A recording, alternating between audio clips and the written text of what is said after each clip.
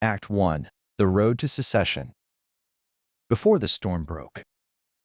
The years before the war settled over Green Cove Springs like a long summer afternoon, bright on the surface, yet uneasy underneath. Life along the St. Johns River moved with its own slow rhythm, shaped by the groan of steamboats against the current and the steady work of men who trusted the water more than the roads. Matthew Beauregard knew every dock and piling along the shoreline. He knew the smell of pine crates freshly cut upriver, the clatter of chains pulling cargo into place, and the heavy silence that came after a hard day's work. The river had raised him from boyhood to manhood, and the sound of its wide, calm tide was the closest thing he had to a promise of tomorrow. Jeremiah Hendry lived a different piece of that same world. While Matthew hauled crates beneath the Florida sun, Jeremiah worked in the heart of the steamboat where passengers seldom looked.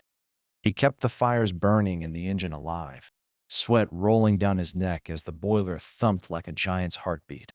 The work was loud and close, but he never complained. He said the river had a voice that came through the metal, and he could feel it better than he could hear it.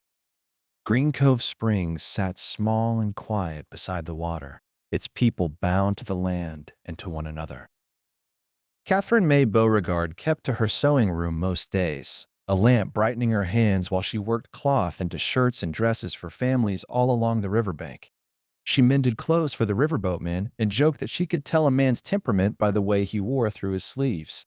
Her life was steady, and for a time it seemed that nothing would pull her away from that quiet room or the home she and Matthew shared. But word travels quickly on a river. There were days when captains brought news of states breaking apart, of votes and arguments rising far to the north. Other days brought travelers who spoke of speeches, armies, and a country shifting under its own weight. Matthew listened at first the way a man listens to a distant storm. It seemed far away, something that would pass without touching the St. Johns. Yet each week the talk grew louder. Each week the river carried new voices, and even the old men at the docks stopped pretending the world was the same. This act tells the story of those final months before war pulled Matthew from his life on the water. It follows the days when he and Jeremiah still worked the same steamboat, when Catherine May stitched quietly by the window, and when the future trembled like heat above the river. It was the last stretch of peace before everything changed, and the last time any of them could look at the world without wondering what price loyalty might demand. Chapter 1. The Spring at Green Cove Springs. A River Life Before the War. The morning light rose soft and pale over Green Cove Springs, settling on the wide bend of the St. Johns River like a thin sheet of gold. The spring itself steamed gently in the cool air, sending ribbons of mist drifting toward the trees. Fishermen were already along the bank, silent figures pulling lines through the still water. It was the same scene Matthew Beauregard had known since boyhood, and he felt the same quiet pull in his chest that he always felt when he walked down toward the river. The world was simple at this hour. The river had a way of smoothing out the noise of life. Matthew stepped onto the worn dock with his work shirt thrown over his shoulder. The boards creaked beneath him, familiar sounds that matched the rhythm of his days. The steamboat Magnolia rested at its post, smoke rising from her tall stack. The scent of pine tar, rope, and steam filled the air. It was not elegant work, but it was honest, and Matthew had grown into a man because of it. The river had shaped him, carried him, taught him, and every morning he returned to it without question. Jeremiah Hendry was already aboard. Matthew could hear him below deck before he saw him. The sound of a heavy wrench clattered against iron, followed by a low whistle. Jeremiah always whistled when he worked. He said it helped him hear the small changes in the engine, the way its tone shifted when something needed attention. Matthew did not question it. Jeremiah had a mind for machines, and he kept the Magnolia steady even on long summer runs when the heat turned the boiler room into a furnace. Matthew stooped and picked up a coil of rope from the dock. He slung it over his shoulder and climbed the gangplank. The early sun flashed against the metal fittings of the boat, turning the edges warm and bright. The deck was quiet, except for the soft lap of water against the hull. It would not stay quiet for long. Once the crates came down from the storage shed and passengers arrived, the stillness would vanish and the day would break open with noise. Jeremiah emerged from below deck with soot on his face and a grin that belonged to a man who truly loved his work. He gave Matthew a nod that said everything without a word. "You are late," Jeremiah said, though his smile betrayed the teasing. Matthew set the rope down. "Only by 1 minute." "That is still late." Matthew shook his head. "If I'm late, then you have been early. That is the difference." Jeremiah chuckled and wiped his brow with a rag that only made the soot smear darker. He looked past Matthew toward the shoreline where a wagon approached the dock. 2 men sat on the bench seat, and in the back lay a tower of crates tied with thick rope. "Time to work," Matthew said. "I thought we had already started," Jeremiah replied. Matthew moved toward the ramp while Jeremiah returned to the engine room. The sun climbed higher, and the promise of a warm day stretched across the river. Matthew set his hands on the first crate as the wagon reached the dock. The wood was rough under his palms. He braced his legs and pulled the crate down with a practiced heave. The day had begun. Soon the Magnolia would push away from the shore and head north toward Jacksonville. While Matthew worked, his thoughts wandered. He often thought of Catherine May in the early hours. She would be in her sewing room by now, working on a shirt for a neighbor or a dress for a child in the town. Her sewing machine rhythm echoed softly at home, and he imagined it now, even over the noise of crates being dragged across the dock. Her hands were careful, her eyes steady, and she had a quiet way of speaking that calmed his restless mind. She understood him better than anyone else. The thought of her was a comfort he carried with him every day on the river. Voices rose behind him, and Matthew turned to see the boat captain speaking with 2 men who had stepped off the wagon. They gestured wildly, and their words carried in the air. Something about votes, something about secession, something about the state of South Carolina. Matthew heard bits and pieces, enough to stir a heaviness in his chest. The captain waved Matthew over. "Beauregard, give a hand with these men. They are taking their goods upriver, but they are carrying news too. Might as well hear it while they talk your ear off." Matthew approached and nodded to the strangers. Both looked tired, as if they had been traveling with little rest. Their clothes were dusty, and one carried a newspaper folded under his arm. He tapped it as he spoke. "Change is coming," the man said. "States are talking about leaving the Union. The North is angry about it. Lincoln is making speeches. No one agrees on anything anymore."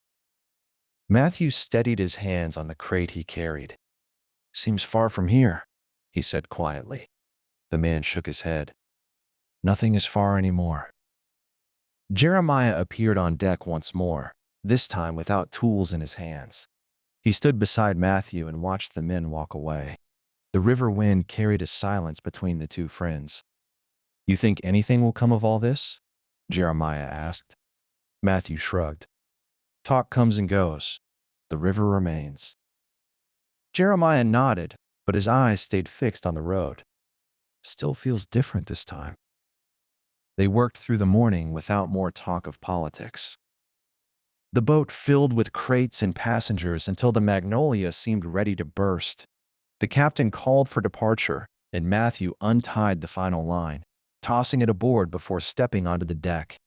Jeremiah waved from the engine room below as the boiler roared to life.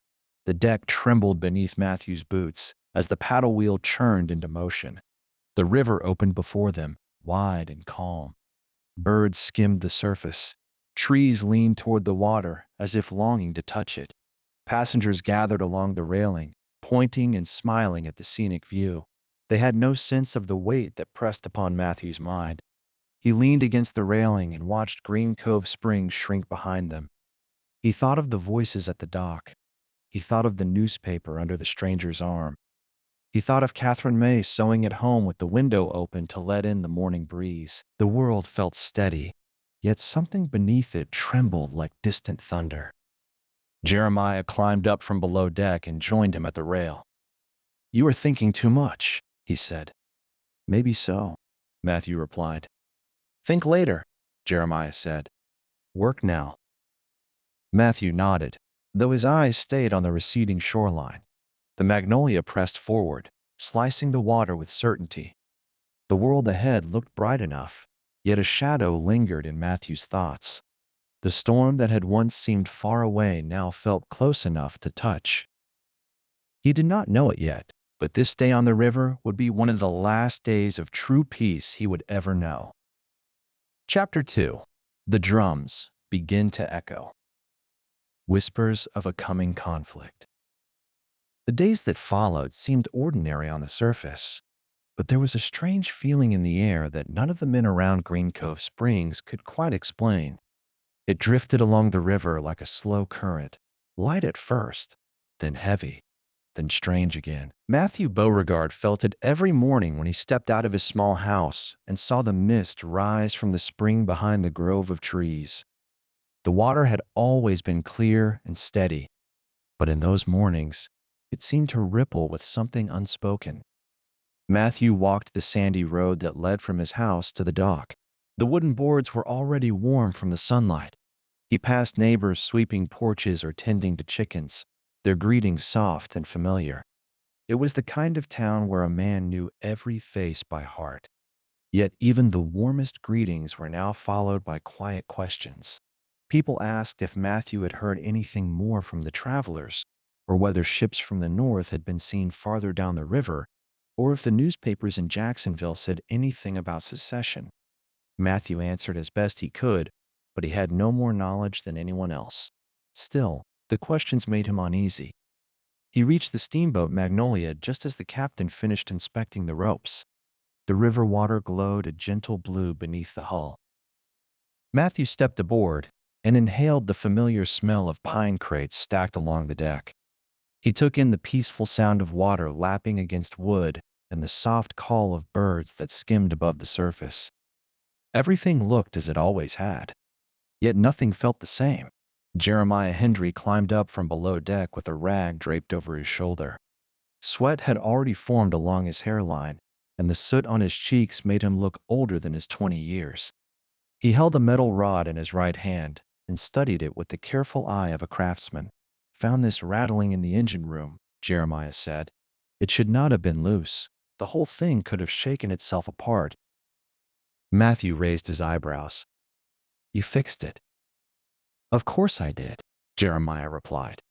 I'm not about to let this boat fall apart under my watch. Matthew smiled. Jeremiah was the kind of man who could turn a broken hinge into a working instrument. It was his nature to care for the details others overlooked. The two friends stood together at the rail and watched a wagon roll up the path from the town. More crates, more cargo. Work never stopped on the St. John's. But today, the wagon carried something else. The driver waved a folded newspaper above his head and pointed toward the boat, as if the pages were more valuable than the cargo he carried. Matthew and Jeremiah exchanged a glance. Jeremiah was the first to step forward. What is the news? He asked the driver. The man handed him the paper. South Carolina is meeting again. People are saying they might leave the Union within the month. Others say the North will not stand for it. I do not know what is true anymore. Jeremiah stared at the paper, then handed it to Matthew. Matthew read the headline slowly. He felt his chest tighten. It did not feel distant anymore. It felt close, too close. The captain approached and took the paper from Matthew. He read part of the first column aloud in a steady voice that carried across the deck. Several passengers stopped to listen. A few shook their heads. One older woman crossed herself. This is foolishness, the captain said. All this talk of breaking apart. Folks have lost their minds. Jeremiah wiped his hands on his rag. I do not know if it is foolish. People are angry. They feel pushed. Some are ready to fight. Matthew looked out over the river. The water remained calm even as his thoughts churned. He wondered if this talk would grow into something larger, or if it would fade like the storms that often broke apart before reaching the river. Work began soon after that. Crates were carried aboard, ropes tightened, and passengers climbed the gangplank. Jeremiah disappeared once again into the engine room, while Matthew secured the last of the lines. When the Magnolia finally pulled away from the dock, the town of Green Cove Springs slowly shrank behind them until it was nothing more than a small cluster of buildings framed by trees and river. Matthew stood at the railing and watched the shoreline slip by. Houses appeared and disappeared between the leaves. He wondered if this peaceful stretch of Florida would remain untouched by the growing conflict. But the voices he had heard at the dock echoed in his mind. The country was changing. Even the river seemed to know it. Down below, Jeremiah worked with the same determination as always. The engine room was stifling hot, and the sound of the boiler filled every corner. Yet Jeremiah hummed as he worked, a low tune that kept him steady. He did not mind the heat. He said it reminded him that the boat was alive and needed him. Matthew continued to think about the newspaper. The men on the wagon had said nothing concrete, only talks, rumors, and predictions. But Matthew could not shake the feeling that the world he knew was beginning to shift. He tried to remind himself that the Magnolia still moved along its usual path. He could still count on the river's rhythm and the rising of the sun. Catherine May still waited for him at home with her gentle smile and patient hands. The boat made its usual stops that day. Travelers boarded with stories from Jacksonville, Palatka, and Fernandina. Some spoke of harvest trouble. Others spoke of families moving west. But often, the talk circled back to the same topic: the Union, the South, and the question of what would come next. One man told Matthew that his cousin had joined a militia. Another claimed that Florida would follow whatever path South Carolina chose. A third man whispered that a full war was coming and that no town would escape it. Matthew listened quietly, but kept his thoughts to himself. He did not want to believe that the peaceful life he had always known could be swept away by politics. Yet the river carried the voices with it, and the more he heard, the less he could pretend nothing was changing. The Magnolia reached Jacksonville by afternoon, and Matthew helped passengers disembark. The city was lively, filled with the noise of carts, horses, and shopkeepers calling out their goods. But even here, amid the bustle, he sensed the same tension that had settled over Green Cove Springs. It hung in the air like a storm waiting to break. While the boat unloaded its cargo, Matthew walked up the dock and looked out across the busy streets. He imagined what the future might hold. Would he be called to fight? Would Jeremiah leave the engine room behind for a battlefield? Would Catherine May sew uniforms instead of shirts for the neighbors? The questions weighed on him heavily. Jeremiah eventually joined him on the dock. He stood beside Matthew without speaking for a few moments. "Thinking again?" Jeremiah asked. Matthew nodded. "You cannot think your way through times like these," Jeremiah said. "You work. You keep moving. That is all a man can do." Matthew let the words settle between them. Jeremiah often spoke bluntly, but he spoke truth. Still, Matthew could not quiet the worry that had begun to take root. When the Magnolia turned back toward Green Cove Springs later that day, the sun dipped low and painted the river in soft pinks and golds. Passengers sat quietly, rocked by the gentle motion of the boat. Jeremiah returned to his engine room. Matthew stayed on deck, watching the shoreline fade into shadow. The drums of conflict had begun to echo across the nation, faint but growing. Matthew could not see the future, but he felt its shape. Life on the river was changing, and the change would not be gentle. It would rise like a distant storm and sweep across the land until no place, not even the quiet spring at Green Cove, remained untouched. He stood at the railing until the stars appeared above him. The night was peaceful, but Matthew knew peace was slipping away. Chapter 3. Names on the Roll. When loyalty is tested. The morning the list arrived in Green Cove Springs began like any other, with sunlight pushing through the canopy of oak trees and the hum of insects rising with the heat. Matthew Beauregard woke before dawn as he always did. The house was quiet except for the soft rustle of Catherine May preparing fabric on her sewing table. The smell of biscuits drifted in from the kitchen. For a moment, the world felt steady, just as it had for years, but a faint unease rose inside him as he laced his boots. He had no reason for the feeling, yet it settled in his stomach like a stone. Catherine May walked into the doorway holding a cup of chicory coffee. She watched him with gentle concern. Her brown hair was tied back neatly, and her sleeves were rolled above her elbows, already ready for the day's work. She studied him as if she sensed what he felt. "You were quiet this morning," she said. Matthew accepted the cup and nodded. "Just thinking."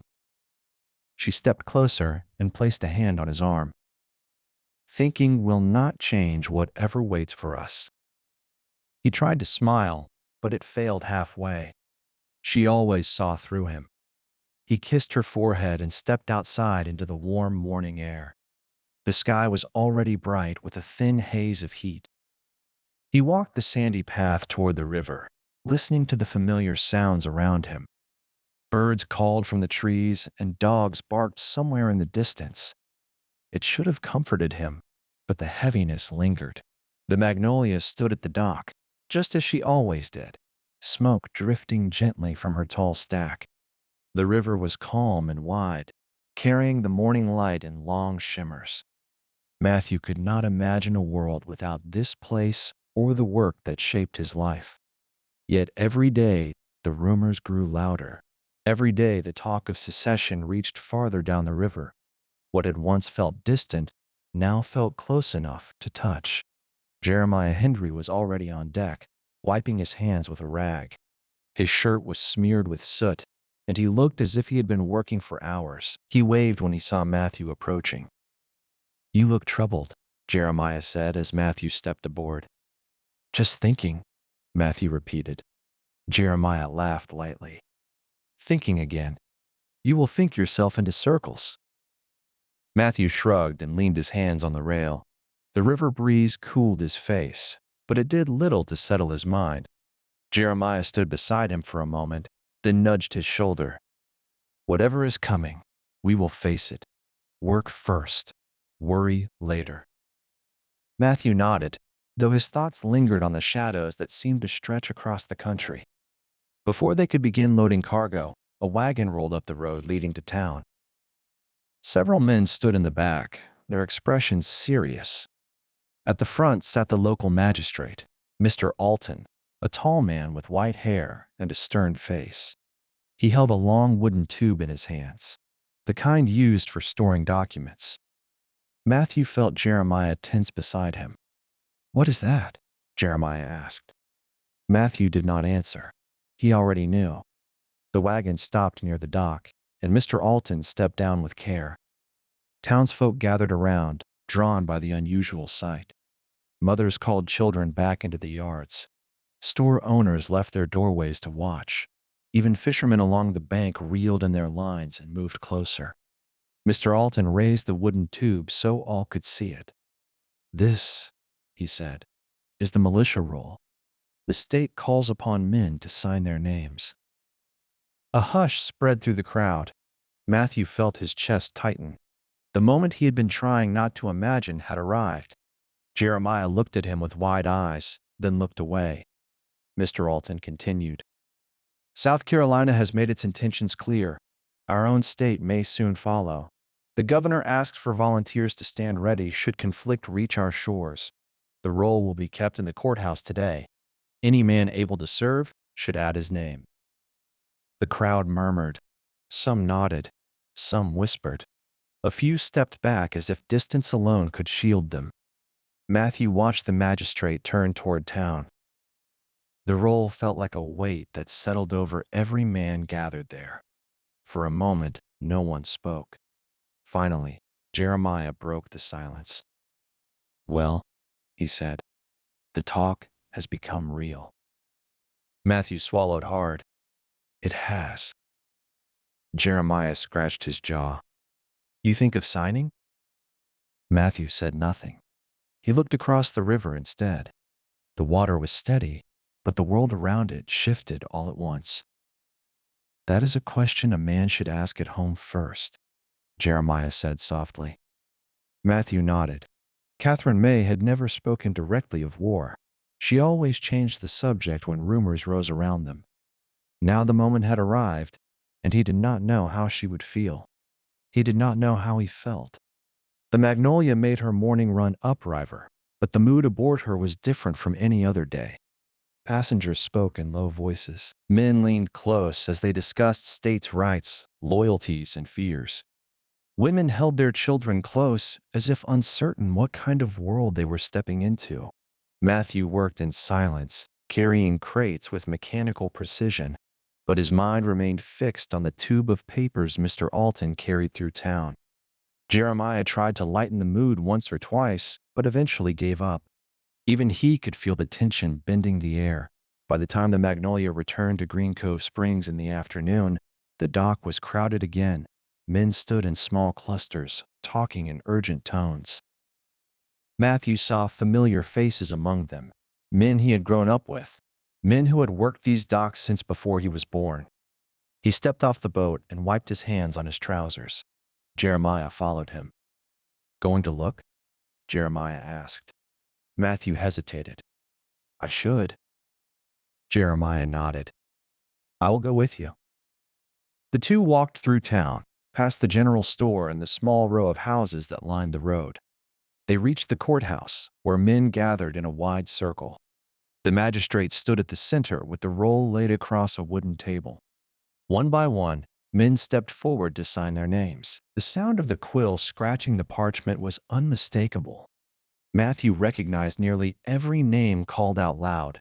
These were men who had fished the river with him, worked the sawmills, mended fences, or prayed beside him in the small wooden church. Most had families of their own. Matthew felt Catherine May's face in his mind. He could almost hear her voice, soft but steady. Jeremiah watched the line of men. "I will sign," he said suddenly. "I cannot pretend life will stay the same. I will do my part." Matthew looked at him sharply. "You have made your decision?" "I have," Jeremiah said. "But that is my burden. You must choose for yourself." Matthew took a breath and stepped back. His head felt heavy and his heart heavier still. He walked home alone that evening, the sun sinking low behind the trees. Catherine May stood on the porch when he arrived. She had been waiting. "You heard?" she asked. He nodded. "They want men to sign the roll." She folded her hands. "And you are thinking of it?" "I do not want to bring sorrow into our home," he said, "but it feels wrong to stand aside." She stepped closer and touched his cheek. Her eyes glistened, but did not break. "If you sign," she whispered, "then I will sew your uniform with my own hands. I will not hold you back from what you believe is right. But promise me one thing." He waited. "Promise that you will come home." Matthew held her tightly as the last of the day turned to dusk. The roll waited for him in the courthouse. His name would be added before the week was done. Chapter 4. Leaving the St. Johns River behind. A steamboat, farewell to home. The morning Matthew Beauregard stepped onto the Magnolia for what he already sensed would be one of his last days aboard her. The river greeted him with a stillness that felt almost deliberate, as if the water understood more than anyone else. The sky was soft with pale color, a thin layer of cloud stretching across the horizon. The docks were quiet, except for the calls of early birds and the gentle creak of the boat's ropes. Matthew paused before stepping onto the gangplank. He looked at the spring behind the trees, its mist curling upward in slow motion. He had always believed the river would remain unchanged regardless of what happened in the world. Yet now he wondered if even that certainty was slipping away. Jeremiah Hendry appeared from below deck, his sleeves rolled and a streak of soot running across his forehead. He carried a wrench in one hand and looked as if he had not slept long.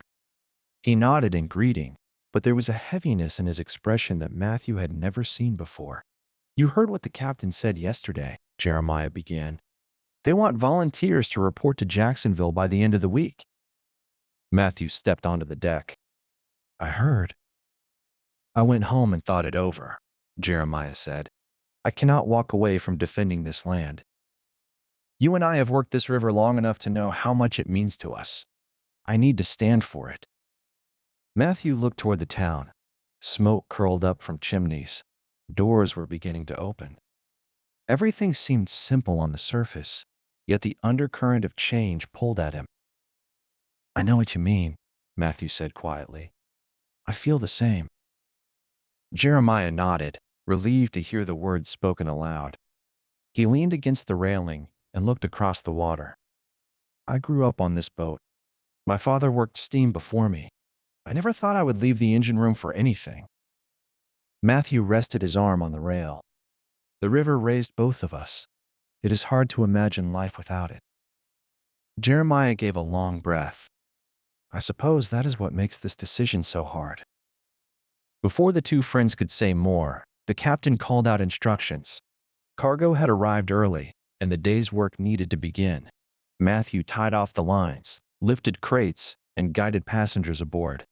Everything moved the same way it always had, yet something felt altered in every step. Even the wooden boards beneath his boots felt different, as if he was already walking away from them. As the morning progressed, more men gathered along the dock. Some nodded in greeting, while others asked Matthew if he had spoken to the magistrate.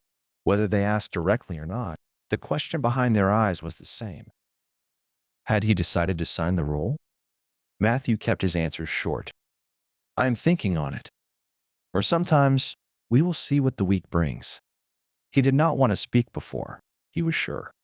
He had promised Catherine May he would not rush into the choice without understanding its weight. The Magnolia pushed off the dock with the slow churn of her paddle wheel. The river opened before them, broad and shining. Matthew watched Green Cove Springs drift behind until the houses became small shapes and the spring disappeared behind a stand of trees. He felt a deep pull in his chest. Every time he left the town, he had always known he would return. Today, the certainty of that return trembled. Jeremiah soon climbed up from the boiler room. His face glistened with sweat. He leaned his elbows on the railing beside Matthew. "I keep thinking of the first time I stepped on this boat," Jeremiah said. "I was no more than 12. My father set me down right here on this deck and told me to look at the water and listen to the sound of the engine. He said if I could learn to hear the rhythm of it, the river would never harm me. I have carried those words every day." Matthew listened closely. Jeremiah rarely shared memories from his childhood. He had always been a man who stayed in the present, focused on what needed to be done. The fact that he was speaking about the past told Matthew how deeply the coming change affected him. "I remember my first day too," Matthew said. "I had blisters on my hands before noon, and the captain said I had tied that rope wrong 3 times. I thought he would send me home." "But he did not," Jeremiah said. "No," Matthew replied. "He told me that if I wanted to belong to the river, I needed to respect it." Jeremiah nodded slowly. "We have given our years to this place." Matthew looked ahead, the river stretching far into the distance. "And it has given us a life." The boat continued its familiar route upriver, but the talk among passengers was anything but familiar. Newspapers were passed from hand to hand.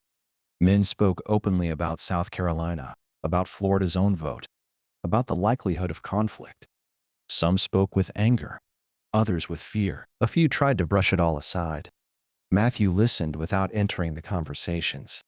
Every story carved deeper into his thoughts. He could not ignore the truth any longer. The river was not enough to keep the world steady. The river could not keep them safe from the decisions of states or the determination of men on both sides of the conflict. When the Magnolia reached Jacksonville, the city felt louder than usual. Wagons rattled along the streets, and groups of men gathered outside stores and inns. The courthouse had posted a bulletin calling for volunteers.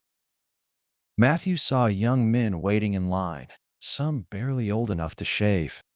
Their families watched with expressions that held both pride and worry.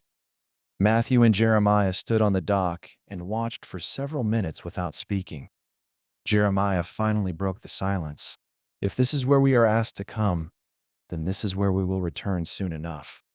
It is better to stand with the others than to wait until the conflict reaches our doorstep." Matthew nodded. He felt the same, yet the thought of Catherine May sitting at home brought a tightness to his throat. "We will need to tell them," Matthew said. Jeremiah gave a single grave nod. "We will." The Magnolia made the return journey in quieter spirits. Even the passengers had less to say. Matthew leaned against the railing and watched the sun sink lower. The golden light touched the tops of the trees and set ripples dancing across the water. He felt as if the river itself was saying farewell. When the boat reached Green Cove Springs, evening had already settled. The dock glowed with lamplight. Men stood in small circles discussing the day's news. Women gathered children and headed home. Matthew stepped off the boat and inhaled the familiar scent of pine and river water. He knew this walk home well, yet tonight each step felt heavier. Jeremiah walked beside him. "Tomorrow," he said, "we tell them. And the next day, we prepare." Matthew nodded. "I know." They parted ways at the bend in the road. Matthew continued alone toward his small house. The windows glowed faintly from inside. He could see Catherine May seated at her sewing table through the open shutters. The lamp beside her cast a warm circle of light on the fabric she held. She looked up as he stepped onto the porch. Her eyes searched his face. She understood before he spoke. "You have made your decision," she said softly. Matthew took a slow breath. "I have." She set her fabric aside and stood. Her hands trembled slightly as she reached for him. He pulled her close, and she rested her forehead against his chest. "I will sew your uniform," she whispered, "and I will pray for your safe return every night." Matthew closed his eyes. The river had shaped his life, but now he was leaving its steady waters behind. The path ahead was uncertain, yet he knew he could no longer ignore the call that had reached even the quiet banks of Green Cove Springs. Tomorrow, he would stand beside Jeremiah and sign his name. Tonight, he held on to the last soft moment of home. Chapter 5. First Smoke at Manassas. Fire and fear in the early battles. The road to Manassas felt longer than anything Matthew Beauregard had ever walked.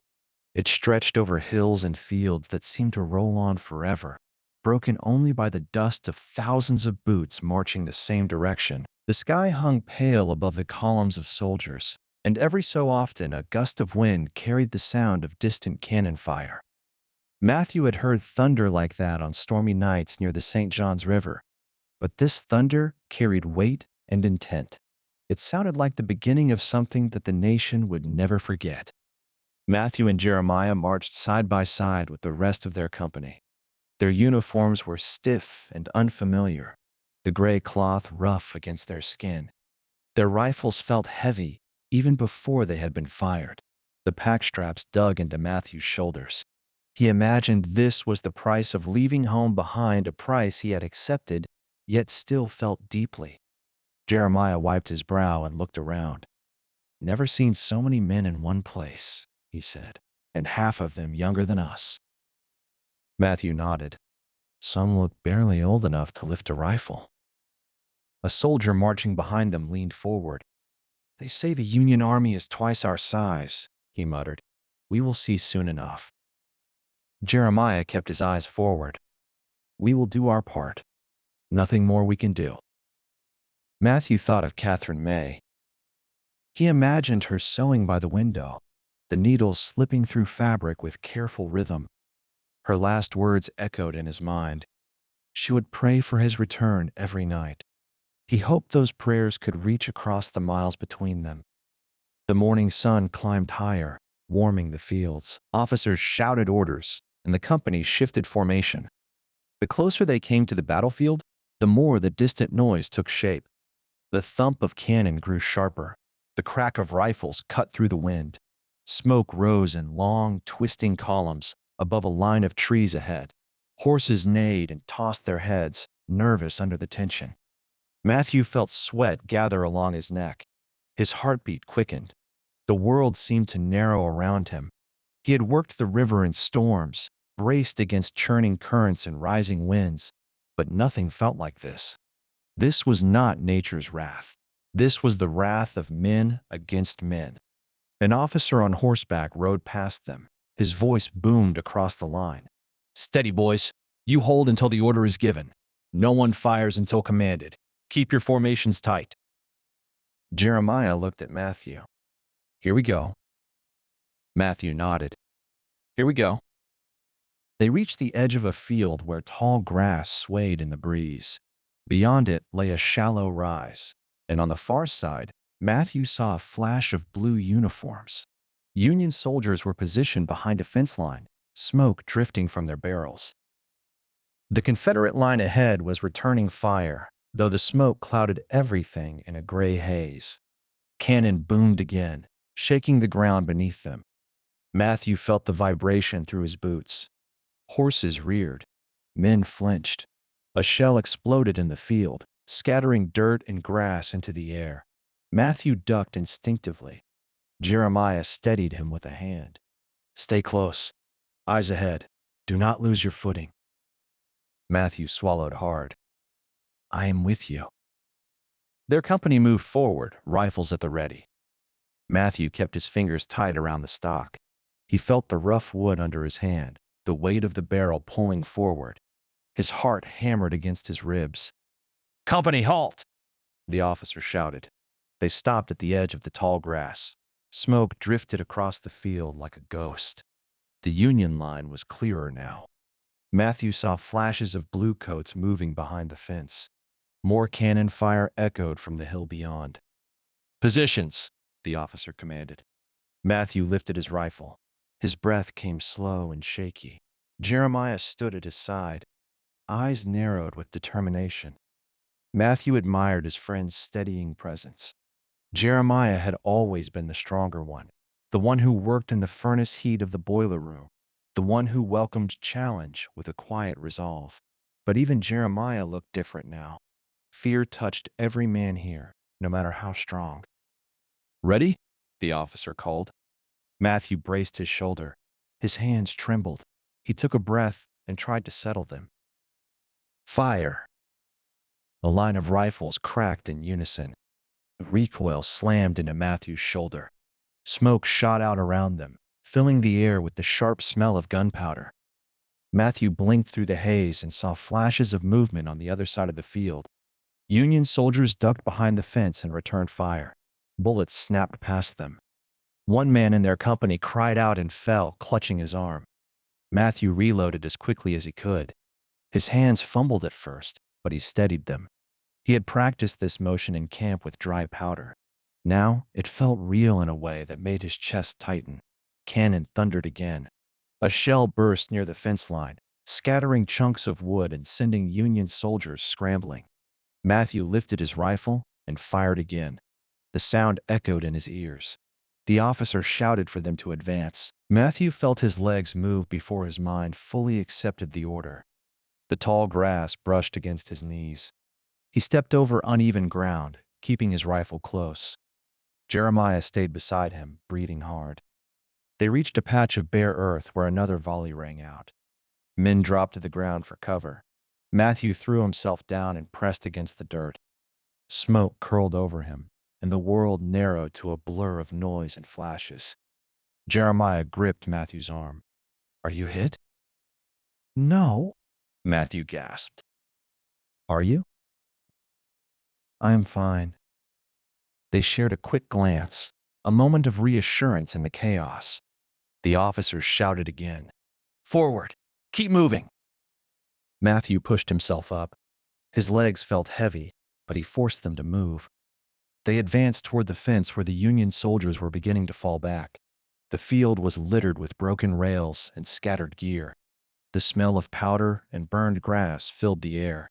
They reached the fence just as Union forces began withdrawing toward the hill beyond. Confederate officers urged their men onward, voices loud and insistent. Matthew saw the determination in the faces around him. He felt it rise within himself as well. He did not know if this was courage or fear turned into action, but he followed his company forward. The fighting continued for what felt like hours. Smoke thickened the air. The sun climbed higher. Men shouted and stumbled. Matthew fired until his shoulder ached. Jeremiah stayed close, guiding him through the confusion when the line shifted. Finally, the noise began to fade. The Union forces retreated farther up the hill. Confederate cheers rose through the smoke. The field still echoed with distant cannon, but the battle near Matthew quieted. He lowered his rifle. His hands were shaking. His ears rang. Sweat soaked through his shirt. He looked at Jeremiah, who stood breathing hard but steady. "We made it," Jeremiah said softly.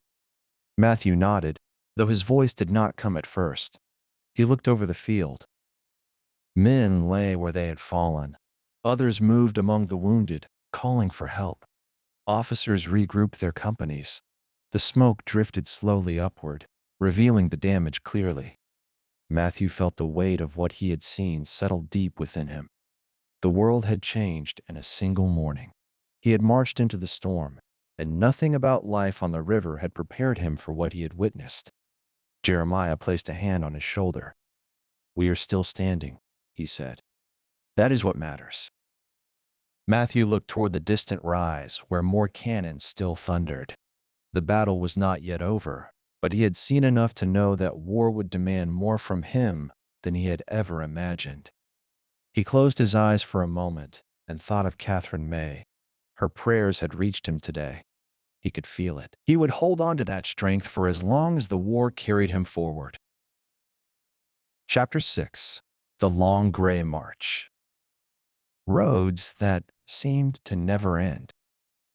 The days after Manassas moved slowly, heavy with the memory of smoke and noise that seemed to cling to Matthew Beauregard no matter how far the army marched. The victory had filled the camp with cheers at first, but the feeling soon faded as the true weight of battle settled over the men. Those who had charged forward with pride now walked with quiet steps, their faces lined with exhaustion. The road stretched out before them, long and dusty, and the sun beat down with steady strength. Matthew trudged along with his rifle slung over his shoulder and the strap of his pack pressing against his back. His boots wore deeper into the dirt each day, carving the path of a soldier who no longer believed war would be over quickly.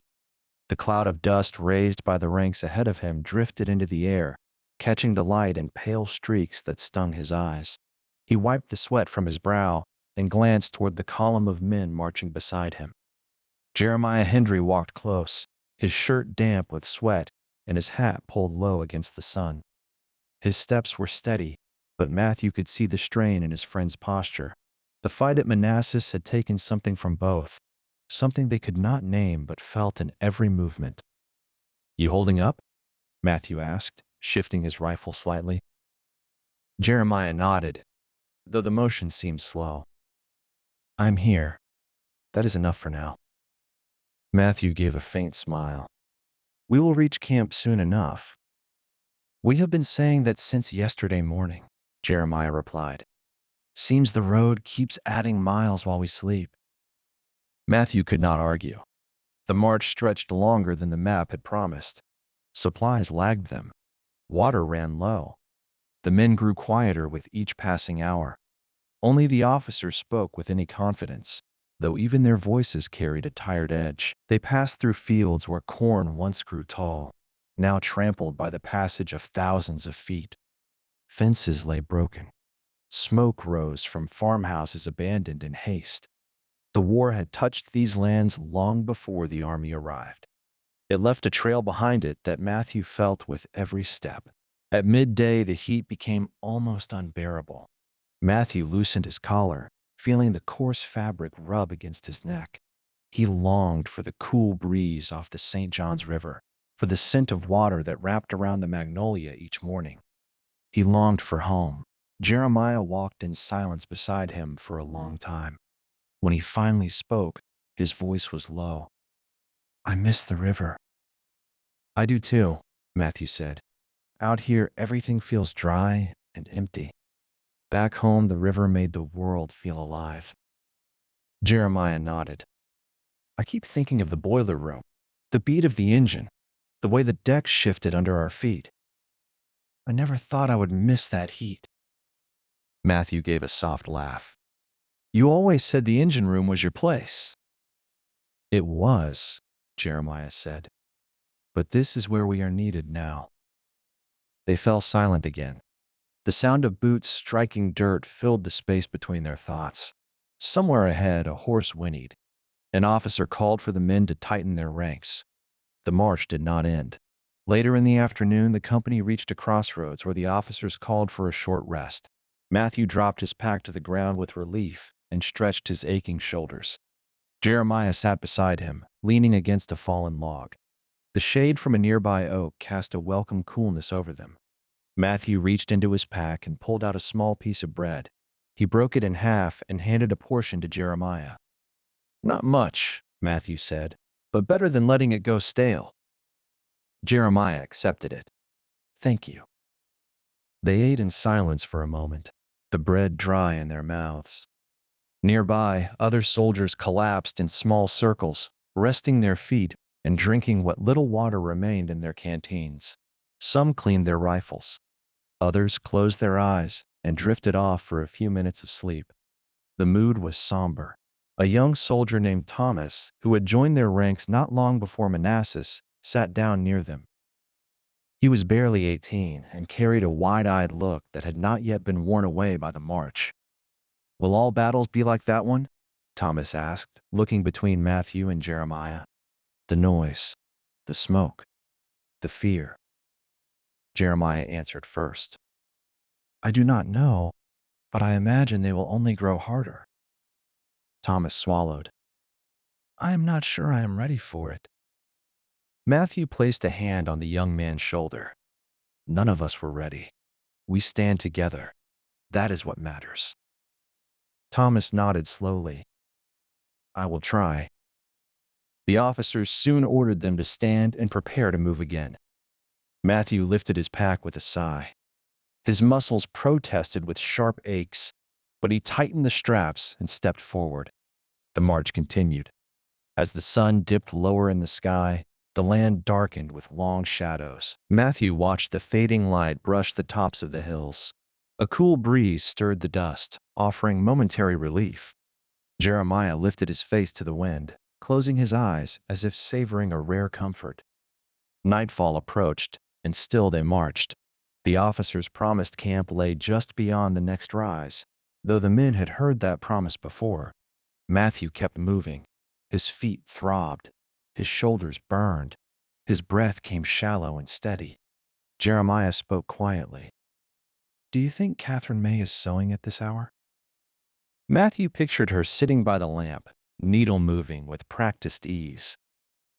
The thought warmed him despite the growing chill in the air. "She is sewing," Matthew said, "and thinking of home. She believes in what we are doing." "She must miss you," Jeremiah said. "I miss her," Matthew replied, "more than I can put into words." A silence settled between them, not heavy, but thoughtful. They marched with a renewed sense of purpose, carrying the strength of those waiting for them back home. As darkness finally settled, torches flickered along the road. The officers signaled for the men to stop. They had reached a small clearing where tents had been pitched earlier by another regiment. Fires burned low, casting warm light over the tired faces of soldiers who had arrived before them. Matthew dropped his pack with a groan of relief. Jeremiah sank to the ground beside him. The two men sat quietly for a moment, letting the weight of the day fall from their shoulders. "We made it," Jeremiah said. Matthew nodded. "For today." The road ahead stretched far beyond the clearing. They would march again at dawn. More battles awaited them, more hardship, more fear. But as Matthew looked around at the men settling in for the night, he felt a sense of unity that soothed some of the ache within him. They were no longer deckhands and engine men. They were soldiers. They walked a long gray road that seemed to never end, but they walked it together. Matthew lay back and looked up at the stars. The sky was clear, wide, and deep. He wondered if Catherine May looked at the same sky. He wondered if she whispered his name in her prayers. He closed his eyes and let sleep take him, knowing that the morning would bring another long march, and he knew he would rise to meet it. Chapter 7. Nights by the picket fire. Quiet courage in the dark. Night settled over the Confederate camp with a slow and heavy calm, the kind that arrived only after long days of marching and the restless quiet that followed battle. The sky stretched wide and open, colored with fading shades of purple and deep blue. Stars flickered above the tree line, their light barely piercing the thin smoke that rose from scattered campfires. Matthew Beauregard walked toward the picket line with his rifle across his shoulder, listening to the soft crunch of leaves beneath his boots. The air held a chill that surprised him after the heat of the day. Jeremiah Hendry walked beside him, his steps steady, though his body carried the weariness of the last several days. The long march after Manassas had drained every man, and now they were tasked with guarding the outer edge of the camp through the night. Officers chose men quietly, knowing tired minds often drifted to home when the world grew still. Matthew stopped near a small circle of stones where the picket fire would burn. A few men were already seated there, tending to a small line of flames that danced weakly against the darkness. The fire crackled softly, casting shifting light across their worn faces. It was not a fire built for warmth, but for presence, something steady to keep their minds awake. Jeremiah lowered himself onto a fallen log and rubbed his hands together. "Feels colder than I expected." Matthew nodded as he took a seat beside him. "Cold finds its way into everything out here." One of the older soldiers, Carter Langston, poked at the fire with a stick. His beard was streaked with gray, though he moved with the strength of a much younger man. He glanced at Matthew and Jeremiah with a tired smile. "You boys ready for a quiet night?" Langston asked. Jeremiah exhaled slowly. "If the night wishes to be quiet, I will not argue with it." Langston chuckled. "After Manassas, I will take any peace the world gives." Matthew bent forward, letting the fire warm his hands. The quiet around them felt different from the peaceful nights he had known at home. The forest held a watchful silence, broken only by the distant hoot of an owl and the occasional snap of a branch. Even the wind seemed to move carefully, wary of disturbing the sleeping army. "You ever stand watch before?" Langston asked, looking at them both. "Not like this," Matthew answered.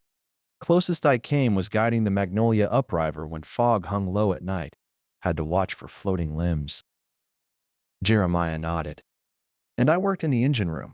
My watch was the boiler gauge." Langston grinned. "Well, tonight you watch for more than driftwood." The men chuckled lightly, though the humor faded with the glow of the fire.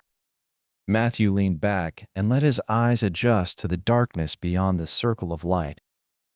He saw the shadowed shapes of trees, the faint outlines of tents in the distance, and the long stretch of road disappearing into night. Somewhere out there, Union scouts might be moving, or perhaps nothing stirred beyond the river. War had a way of convincing a man that danger waited behind every whisper of wind. After a while, Jeremiah reached into his pack and pulled out a small strip of dried meat. He chewed quietly, watching the fire. Matthew did the same with a heel of bread he had saved from earlier. The food was tough and tasteless, but it eased the ache in his stomach. Langston cleared his throat. "You boys from near the river?" "Green Cove Springs," Matthew said. "Born and raised." Jeremiah nodded. "We worked the same steamboat, the Magnolia." Langston raised his brows. "Rivermen. That explains why you walk steady even when you are half asleep." Jeremiah smiled faintly. "The river teaches a man to find his balance." Matthew thought of the Magnolia's deck, of the sound of the paddle wheel and the gentle sway beneath his feet. The memory tugged at his chest. Nights aboard the steamboat had felt safe, even during storms. Out here the darkness felt different, as if the land itself held its breath. The fire crackled softly. Sparks drifted upward, glowing briefly before fading into the night. Matthew looked toward the stars again. They seemed brighter now, or perhaps his eyes were growing accustomed to the dark. Across the picket line, another soldier hummed quietly. The tune was low and slow, something that sounded like a hymn Matthew had heard in church as a child. The melody carried a sense of longing, echoing across the camp in a way that made the night feel even larger. Jeremiah spoke suddenly. "Matthew, do you think we will ever go back to the Magnolia?" Matthew listened to the fire before answering. "I hope so, but I do not know." Jeremiah looked into the flames. The engine room felt like home, even with the heat, even with the noise. Matthew nodded. "Home feels far away tonight." "It does," Jeremiah said quietly. Langston poked the fire again. "Home always feels far away during war. That is why you keep it close in your mind. It gives you strength when your legs fail and your heart grows heavy." Matthew studied the older man's face. Langston spoke with the voice of someone who had already suffered and learned to endure. Matthew wondered how many men around the fire carried their burdens silently. The hours passed slowly. Each man took a turn stepping away from the fire to walk along the edge of the trees. Matthew listened to the crunch of Jeremiah's steps as he patrolled the line. When it was Matthew's turn, he rose and walked carefully along the perimeter. The moon had risen higher, casting silver light over the landscape. Shadows stretched long and thin across the ground. He paused near the edge of a thicket and listened. The forest gave nothing away. No movement, no voices. Only the soft rustle of leaves brushed by the wind. He thought of Catherine May. He pictured her sewing by lamplight, her hands steady, even when her heart worried. He imagined her whispering his name in prayer, asking for his safety. The thought warmed him more than the fire had. When he returned to the picket circle, Jeremiah gave him a nod. Both men looked weary, their faces marked with the weight of the last week. Langston spoke again, his voice gentler now. "War tries to take the light from a man. Nights like this bring it back, just enough to rise in the morning." Matthew considered his words. He knew there was truth in them. The quiet of the picket fire gave him a moment of stillness, a place where he could gather himself before the march and battles resumed. Another hour passed, then another. The fire burned low. The stars slowly drifted across the sky. The world remained dark and uncertain, but the small circle of light held firm. Jeremiah finally spoke through a tired breath. "I will never get used to nights like this." Matthew nodded. "Maybe we are not meant to." Jeremiah looked at him with a faint smile. "Then we will face them together." Matthew felt a steady calm settle in his chest. "Together," he said. The first hint of dawn touched the horizon. Pale light crept across the fields, brushing the tents with faint color. The air grew colder for a moment before warming again with the coming day. The picket fire flickered its final sparks and faded. The officers called the men back to camp. Matthew rose slowly, his body stiff from the long night. Jeremiah stretched beside him and gave a low groan. "Morning," Jeremiah said. "Morning," Matthew replied. They walked back toward the waking camp as the sky brightened overhead. Another day of marching awaited them, another day of uncertainty. But they had survived the night, and in the darkest hours, by the small glow of the picket fire, they had found quiet courage to carry forward. Act 2. The Weight of War. When hope grows thin. The first months of war stripped away the last traces of the world Matthew Beauregard had known. The early shouts of victory faded beneath the long grind of marching, fighting, and waiting for orders that seemed to shift with every passing week. The army pushed deeper into unfamiliar country, moving across fields scarred by previous battles and through towns where windows stayed shuttered even at midday. Men who had once walked with pride now carried themselves with the slow, measured steps of soldiers who understood what each new dawn might bring. The roads grew harsher, turning to thick mud after long rains or breaking into dry ridges beneath an unforgiving sun. Supplies arrived late or not at all. Water ran low. bread turned stale before it reached the men. Each mile felt heavier than the last. What had begun as a march carried by conviction became a test of endurance that pressed into their bones and settled into their thoughts. Even Jeremiah Hendry, who once joked through heat and hardship, grew quieter with each new stretch of road. Battlefields no longer felt distant. The sound of cannon became a part of the rhythm of army life, a distant rumble that could rise at any hour. Smoke drifted across the sky even on days when no fighting came near. The earth held the marks of men who had fought and fallen long before Matthew's company ever arrived. Trees stood splintered beside old trenches. Fences lay scattered across fields where horses had charged, and men had taken their final breaths. Night offered little rest. Fires burned low as the men gathered in small groups, their conversations muted by exhaustion. Some spoke of home, their voices soft with longing. Others stared into the flames without words, carrying memories that weighed too heavily to share. Matthew often watched the sky, searching for the same stars that shone above Green Cove Springs, imagining Catherine May looking up at them from her sewing room window.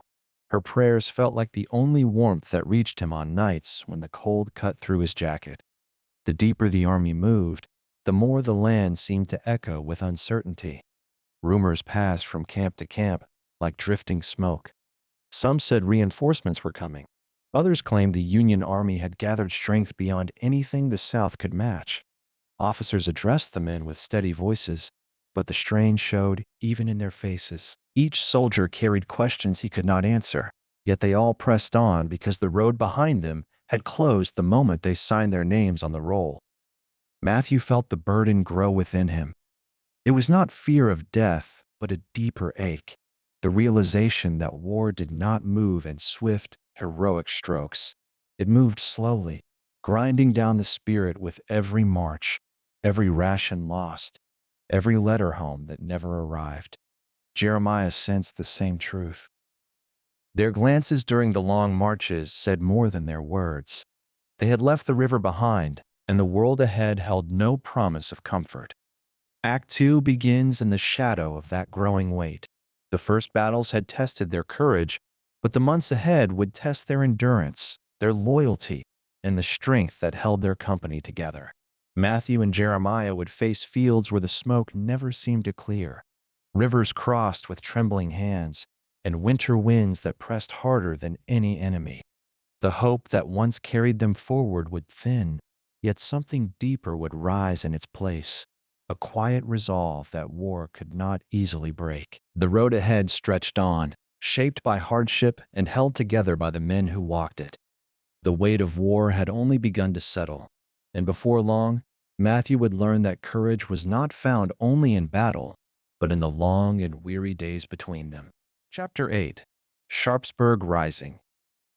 The bloodiest dawn. The morning of Sharpsburg began with a pale light that barely touched the fields, a thin gray glow that settled over the land like a veil.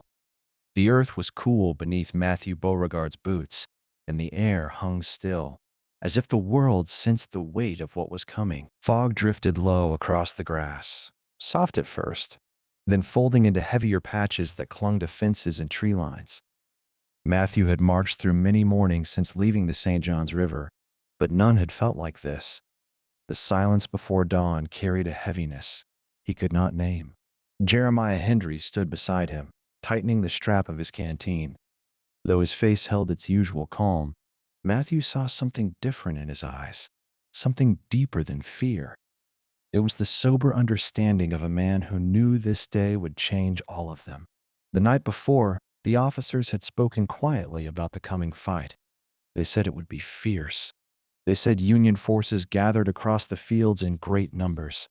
They said the enemy had taken position along the cornfield and the heights beyond.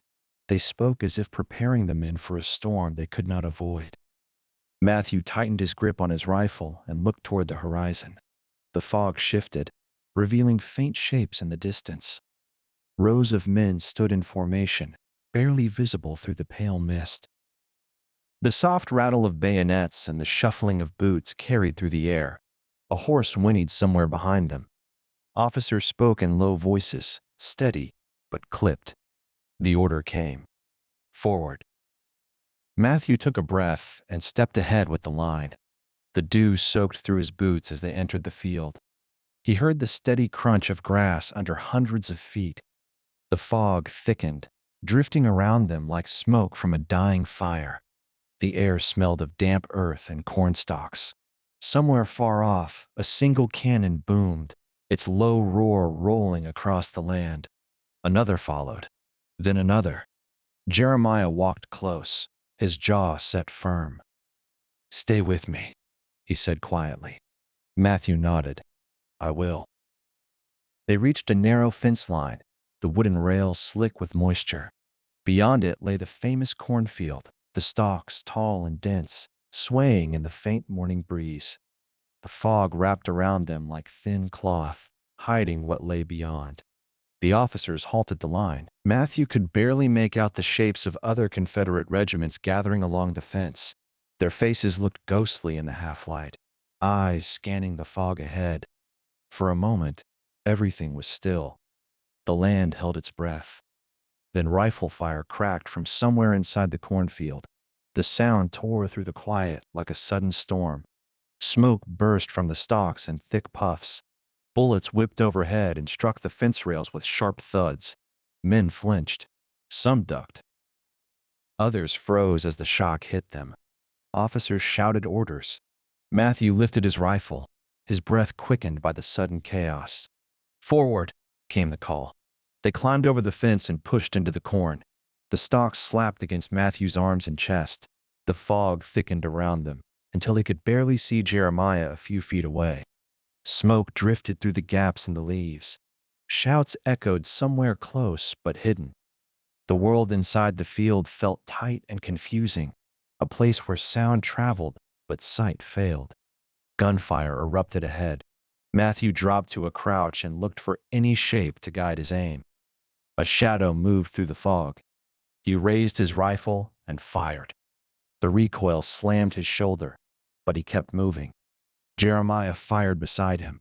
The stalks shook as men pushed through on every side. The fog suddenly lifted in patches, revealing blue uniforms only yards away. Union soldiers fired from behind a small rise. The flashes of their rifles lit the air. Matthew loaded and fired again, heart pounding. The noise was deafening. Smoke curled around them until it was impossible to tell where the shots came from. Men shouted for direction. Others called for medics. The cornfield became a shifting maze of smoke, fog, and bodies moving through the stalks. A shell exploded near the edge of the field. Dirt and debris flew into the air. Matthew stumbled, but kept his footing. He saw Jeremiah duck and steady himself, his face streaked with sweat. "Keep moving," Jeremiah said, voice strained. Matthew nodded, though his ears rang with the thunder of cannon. They pressed forward until they reached another fence line at the far end of the cornfield. The fog thinned, revealing a wide-open field beyond. Union soldiers moved into position along a stone wall. Confederate officers shouted for an advance. Matthew lifted his rifle again. The sun finally broke through the fog, casting a pale golden light over the field. The beauty of it struck him, even as the world erupted into chaos. Smoke curled in soft ribbons, catching the sunlight. The field glowed as if painted by some gentle hand, yet the noise and terror gave it a harshness he could not escape. There was no turning back. The men stepped forward, bracing themselves for another volley. Matthew fired again, feeling the stock press into his shoulder. His hands trembled, not with fear, but with the weight of what he was doing. He remembered the smooth pull of river water against the magnolia's hull. He remembered the soft glow of Catherine May's lamp. He wanted to hold those memories close as he moved through the field. A shout rose from behind. "Hold your ground!" Matthew steadied himself. Jeremiah stepped slightly ahead, his stance firm. The firing grew louder. Smoke thickened. The world turned into flashes of light and sound. Yet through it all, Matthew kept moving. Each step felt heavier than the last, but he refused to falter. The men around him did the same. Their faces showed fear, resolve, and something deeper, something that grew when a man had no choice but to continue. The morning stretched on. The sun climbed higher. The fog burned away. The field lay open under the harsh light. Men on both sides moved like shadows across the land, their outlines blurred by smoke. Finally, the firing slowed. Officers shouted for the line to pull back. Matthew felt a strange mixture of relief and sorrow. They stepped away from the field they had fought so fiercely to cross. The cornfield behind them stood torn and ruined, stalks broken and trampled. The land had taken the weight of their struggle and held it in silence. Matthew reached Jeremiah's side. Both men breathed hard. Neither spoke for several minutes. At last, Jeremiah said quietly, "This is a different war now." Matthew nodded. "It is." They stood together as the sun climbed higher, warming the field that had witnessed unimaginable struggle. The morning fog was gone, but the memory of it and the fear it carried would stay with them for the rest of their lives. Chapter 9. Winter. Near Fredericksburg. Cold days and colder news. Winter crept over the camps near Fredericksburg with a slow and steady grip, settling into the ground like a weight that refused to lift. Frost coated the grass each morning, turning the earth stiff beneath Matthew Beauregard's boots. The wind that swept down from the river carried a chill so sharp it seemed to slice through wool and bone alike. Matthew pulled his coat tighter around him and breathed into his cupped hands, watching the pale mist drift upward in the cold air. Tents lined the hillside in uneven rows, their canvas stained from weeks of smoke and mud. Fires burned low in shallow pits, their flames weak against the steady winter wind. Men huddled close to them, rubbing their hands together and trying to warm fingers that had grown stiff from cold and long marches. The sound of coughing rose often, harsh and constant, echoing across the valley. Winter had brought a new enemy, one that crept into the lungs of soldiers and refused to let go. Jeremiah Hendry crouched near a small fire, turning a thin strip of salt pork on a stick. His beard had grown thicker with the season, and frost clung to its edges. He glanced up as Matthew approached. "Cold enough to freeze the river solid," Jeremiah said, though his voice carried none of its usual humor. Matthew lowered himself beside him. "Feels colder every day." Jeremiah prodded the fire with a stick. "Winter will test a man as much as battle, maybe more." Matthew nodded. He could not disagree. The cold pressed into every part of life now. Water froze in canteens overnight. Boots stiffened by morning. Even sleep brought little comfort. The chill found its way into the blankets, no matter how tightly a man wrapped himself. Officers walked the line, reminding the men to keep their fires low to avoid drawing attention from the Union positions across the river. The enemy lay just beyond sight, camped on the high ground near the town. Some nights, Matthew could see faint lights flickering across the dark water. The thought of Union soldiers sitting around their own fires, preparing for the next battle, filled the cold air with a tension that never seemed to ease. Jeremiah tore a piece of pork in half and handed one portion to Matthew. "Here, better to eat it warm than wait for it to freeze." Matthew accepted it with a small smile. The meat was tough and overly salty, but the warmth soothed his empty stomach. He chewed slowly, savoring what little flavor it offered. Nearby, a young soldier named Eli wished aloud for warm bread and a soft bed. "Anything but this cold ground," he said, pulling his blanket tighter over his shoulders. "Feels like the earth wants to swallow us whole." Carter Langston, the older soldier from the picket fire, nodded in agreement. Winter has a way of reminding a man how small he is. Matthew listened to their voices blend with the crackle of the fire. He wished he could shut out the cold, even for a moment. He wished he could think of home without the ache that followed. Catherine May came to his mind often now. He pictured her sitting near the hearth with her sewing, the warm light of the lamp glowing across her face. He imagined the scent of bread baking in the small oven and the sound of her footsteps moving softly across the wooden floor. He wondered if she worried for him as the winter deepened. He wondered if his letters had reached her, or if they had been lost on some frozen road far from Green Cove Springs. Later that morning, an officer rode into camp. His horse's breath puffed in white clouds against the cold. Men gathered, hoping for good news, though winter had taught them that good news rarely found its way to the front.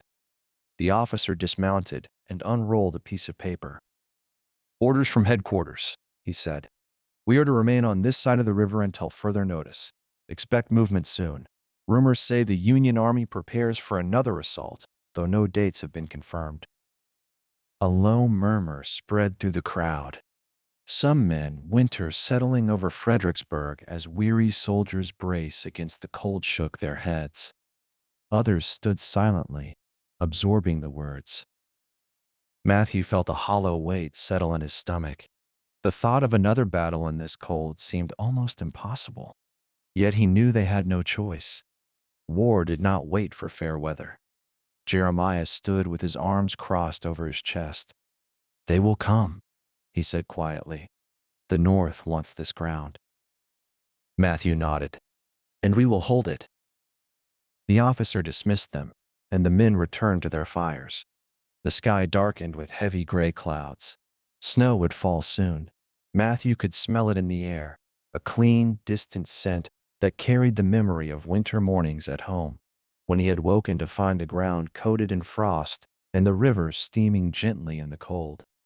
By midday, the first flakes began to fall, drifting lazily over the camp. Soldiers lifted their faces to the sky, watching the white specks melt on their skin. For a moment, the falling snow softened the harshness of the camp, covering the mud and rough ground with a thin layer of quiet beauty. Matthew watched the snow settle onto Jeremiah's hat. "Reminds me of early mornings near the spring," he said. Jeremiah smiled faintly. "Except we were warm then." The snow grew heavier. Soon it blanketed the tents and softened the hard lines of the camp. Men moved more slowly now, careful not to slip on the frozen ground. Fires sputtered under the growing cold.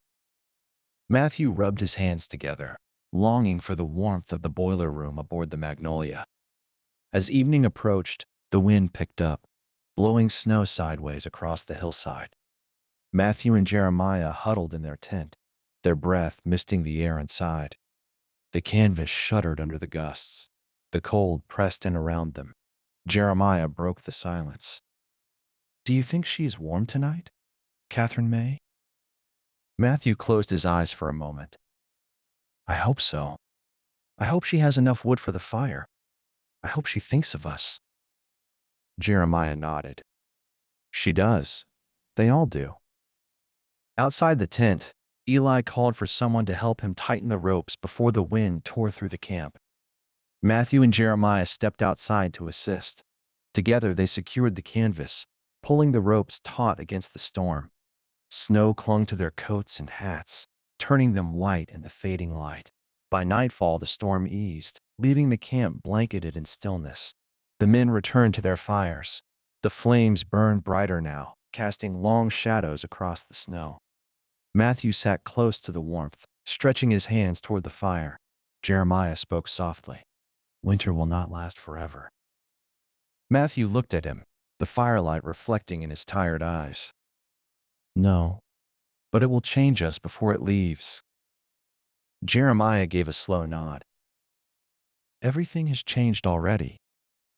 Matthew listened to the quiet crackle of the flames. He watched the snow settle gently onto the frozen ground. The world felt both peaceful and fragile, as if waiting for a storm far greater than the one that had just passed. He knew the cold days had only begun. The war would ask more of them before spring returned.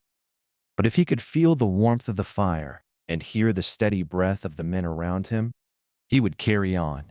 Winter pressed the army hard near Fredericksburg, yet in the stillness of the snow and the soft glow of the campfires, the men found a small measure of strength to face whatever the next day would bring. Chapter 10. Under the Tattered Battle Flag. Pride worn thin by war. The cold winds of winter slowly loosened their grip, but spring brought little comfort to Matthew Beauregard or the men who marched beside him. The long nights near Fredericksburg had drained every ounce of strength they possessed. When orders came for the army to break camp and move south along the Rappahannock, Matthew felt both relief and concern. Relief because the bitter cold would no longer bite at his bones every time he woke. Concern because warmer weather meant the fighting season would begin again. The morning the regiment formed its lines, thin fog clung to the ground. Moisture beaded along the edges of the tattered Confederate battle flag carried at the center of the formation. The once bright red field, with its blue saltire and white stars, had faded from months of sun and rain. The cloth was torn in several places, and its edges fluttered in uneven strips. Yet the men gathered around it as if it were a living thing, something that held their courage together even when they felt it slipping. Jeremiah Hendry stood at Matthew's side, shifting the weight of his pack. His beard had grown thick through the winter, and his uniform jacket showed signs of hard use. Patches of worn cloth spread across the elbows and cuffs. He stared at the flag for a moment, then spoke quietly. "Hard to believe how new that looked when we first marched out." Matthew nodded. "Feels like years ago." "It may as well have been," Jeremiah replied. Their colonel rode along the line on horseback, adjusting his gloves and giving orders in a firm voice. The army began to move, step by step, following the long column that stretched out across the road ahead. The land around them showed early signs of spring. Buds formed on tree branches, and the brown of winter grass gave way to small stretches of green. Birds returned to the sky in uneven flocks, singing as they darted through the trees. The song of the birds felt strange to Matthew. The contrast between the peaceful landscape and the weary soldiers marching through it stirred something troubled in his chest. War moved on without regard for the season. The land might recover, but he knew the men would need much longer. As the day warmed, the column passed through several small farms where fences leaned with age and fields lay quiet. Women and children watched from porches, some with cautious expressions, others with tired but hopeful looks. A few waved as the soldiers marched by. One woman stood with her hands folded in front of her apron, her eyes filled with worry. Matthew wondered who she was waiting for. Perhaps her husband served in another regiment, or perhaps she had received news that left her unsure if she should hope for a letter or prepare for the worst. Jeremiah followed Matthew's gaze. "Everyone carries their own burden," he said. Matthew gave a small nod. "Seems heavier every day." Around midday, the regiment halted to rest in a clearing surrounded by tall pines. The men dropped their packs and settled onto the ground with grateful sighs. Fires were not permitted so close to enemy territory, so the soldiers ate whatever they had in their haversacks. Matthew pulled out a small piece of cornbread, its edges hard from days of travel. He broke it in half and passed a portion to Jeremiah.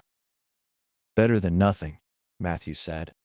Jeremiah accepted it and smiled faintly. "I have had worse." Nearby, a group of soldiers crowded around the flag bearer, quietly discussing the torn edges of the battle flag. One man traced a finger along a long rip near the center where a bullet had passed through at Fredericksburg. "Tells the truth of what we have seen," the man said. "Truth or not," another replied, "it is held together by threads and prayer." Matthew looked at the worn cloth. It struck him that the flag was like the army itself, once proud and full of energy, now torn in places, patched in others, and held together by the determination of men who refused to abandon one another. When the command to move came again, the men rose slowly, strapping on their packs. The sun had climbed higher, bringing a hint of warmth to their backs. Matthew felt the strain in his legs as he stood. Jeremiah rolled his shoulders and took a steady breath. "Where do you reckon they will send us next?" Jeremiah asked. Matthew shook his head. "Wherever the fighting leads." "Then we follow," Jeremiah said simply. The column advanced along a narrow road that wound through thick woods. The canopy above filtered the light, casting shifting patterns across the soldiers' faces. The forest grew quiet, except for the steady sound of boots striking dirt. Somewhere ahead, the hollow sound of artillery fire echoed faintly across the hills. The men exchanged glances, but kept marching. As they neared a ridge overlooking a wide valley, the officers called a halt. The soldiers gathered behind fallen logs and fence lines, while scouts moved forward. Matthew crouched near a tree trunk and studied the valley below. Smoke drifted from a farmhouse in the distance, and several small groups of men moved near a bridge across a shallow stream. It was clear that Union forces had taken position there. Jeremiah crouched beside him. "Looks like we found our next test." Matthew tightened his grip on his rifle. "Feels like the tests never end." The colonel rode up behind the line and addressed the men in a firm, steady voice. He spoke of duty, determination, and the strength the regiment had shown through every hardship. His words were calm, but carried enough weight to settle the uneasy murmurs among the soldiers. Matthew listened, feeling a mixture of pride and fatigue. He believed in his comrades, in their ability to hold fast when times grew difficult. Yet he could not deny the heaviness that pressed on his heart. The months of marching, cold nights, and unending strain had worn them down. Pride remained, but it was worn thin, just like the battle flag that waved above them. When the command was given to move into position, Matthew rose once more. Jeremiah stood at his side, giving a small nod that conveyed unspoken loyalty. Together, they stepped into the open as the regiment advanced toward the valley. The wind lifted the tattered flag, its frayed edges fluttering like a wounded bird. Matthew looked up at it and felt a quiet resolve settle within him. Whatever lay ahead, he would face it with the men who had carried him through the darkest days of the war. And beneath that worn and weathered banner, the regiment moved forward once more. Chapter 11. The Fields of Tennessee. Smoke over the farmlands. Dawn rose slowly over the Tennessee hills, painting the sky with a faint golden light that pushed away the darkness of night. Matthew Beauregard stood at the edge of a small rise, overlooking a field that stretched far into the distance. The land below was quiet, but the silence felt strained, as if the earth itself held its breath. These rolling Tennessee fields had seen battles before, and Matthew sensed they would see fighting again before the day ended. Jeremiah Hendry stepped up beside him, tugging at the strap of his canteen. "Feels different here," he said. "Different from Virginia. Different from Georgia. Hard to explain." Matthew nodded. "Feels heavy, like the ground knows what is coming." The regiment had marched through thick woods, across cold streams, and along narrow back roads for days. Supplies ran thin, and the men rationed everything they carried. Tennessee farms scattered along their route showed the signs of war as clearly as any battlefield. Fences lay broken. Barns had missing planks or sagging roofs. Fields that once grew corn or wheat now stood empty or overgrown. Every few miles they passed a house with shuttered windows and a porch swept clean, but no people anywhere in sight. When the morning fog lifted fully, the colonel gave the signal to move. The soldiers formed their lines and began the march toward the valley floor. Matthew felt the weight of his rifle and the stiffness in his legs, but he pushed forward. The company moved with a steady pace, boots pressing into the soft soil that stretched ahead of them. They reached a split-rail fence running the length of the field. Smoke rose faintly from beyond the far ridge, curling upward in thin gray ribbons. Matthew watched the smoke shift in the wind. It could have come from a farmhouse chimney or from soldiers preparing their breakfast fires. It could also be the first sign of Union pickets waiting ahead. Jeremiah rested a hand on the fence rail. "You think they are close?" "I think they're watching," Matthew answered. A single crow flew overhead, its cry echoing across the valley as if warning both armies of what was to come. The colonel's voice carried over the ranks. "Forward. Keep your intervals. Stay alert." The men stepped over the fence, spreading out across the open ground. The grass brushed their legs as they moved, its blades bending beneath their boots. The spring air carried the faint smell of damp earth and wood smoke. Matthew felt the ground rise and fall beneath him as the regiment advanced toward the shallow creek that wound through the middle of the valley. A sudden crack of rifle fire split the morning quiet. The sound came from the ridge ahead, where dark shapes moved among the trees. The regiment halted instantly. Officers shouted orders, and the men dropped to the ground, taking cover behind rocks, fence posts, or the gentle rise of the soil. More shots followed, sharp and quick, sending small bursts of dust into the air. Jeremiah flattened himself behind a fallen log. "There they are," he muttered. Matthew crouched beside him, gripping his rifle tight. "Hold steady." The colonel rode along the line, shouting instructions. The men braced themselves, waiting for the signal to return fire. When it came, the valley erupted with smoke. The Confederates lifted their rifles and fired in controlled volleys, the sound rolling across the field like a wave breaking on shore. Union soldiers on the ridge answered with their own fire, flashes of light appearing and disappearing among the trees. Matthew loaded and fired, working through the motions as he had been trained. The sharp smell of powder filled the air, mixing with the scent of crushed grass. Smoke drifted across the ground, blurring his vision. He wiped his sleeve across his forehead, clearing the sweat that trickled into his eyes. The battle grew louder. Artillery boomed from somewhere behind the ridge, sending shells crashing into the field. The ground shook beneath Matthew's feet. Dirt and debris flew upward in dark clouds. Horses whinnied in panic as cannon crews worked feverishly to reload. Officers shouted to keep the line steady. Jeremiah fired again, then ducked behind the log. "They want this field," he said breathlessly. Matthew nodded. "So do we." The Confederates pressed forward in short rushes, advancing from one patch of cover to the next.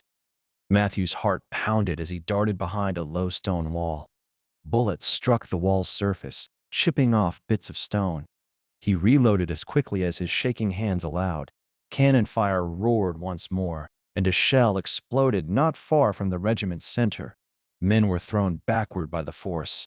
Matthew felt the shock wave ripple through his chest. For a moment, the world spun, but he steadied himself and rose again. The colonel waved his sword. "Forward! Drive them from the ridge!" Matthew and Jeremiah climbed the slope, the soldiers around them pushing upward with ragged breaths and determined eyes.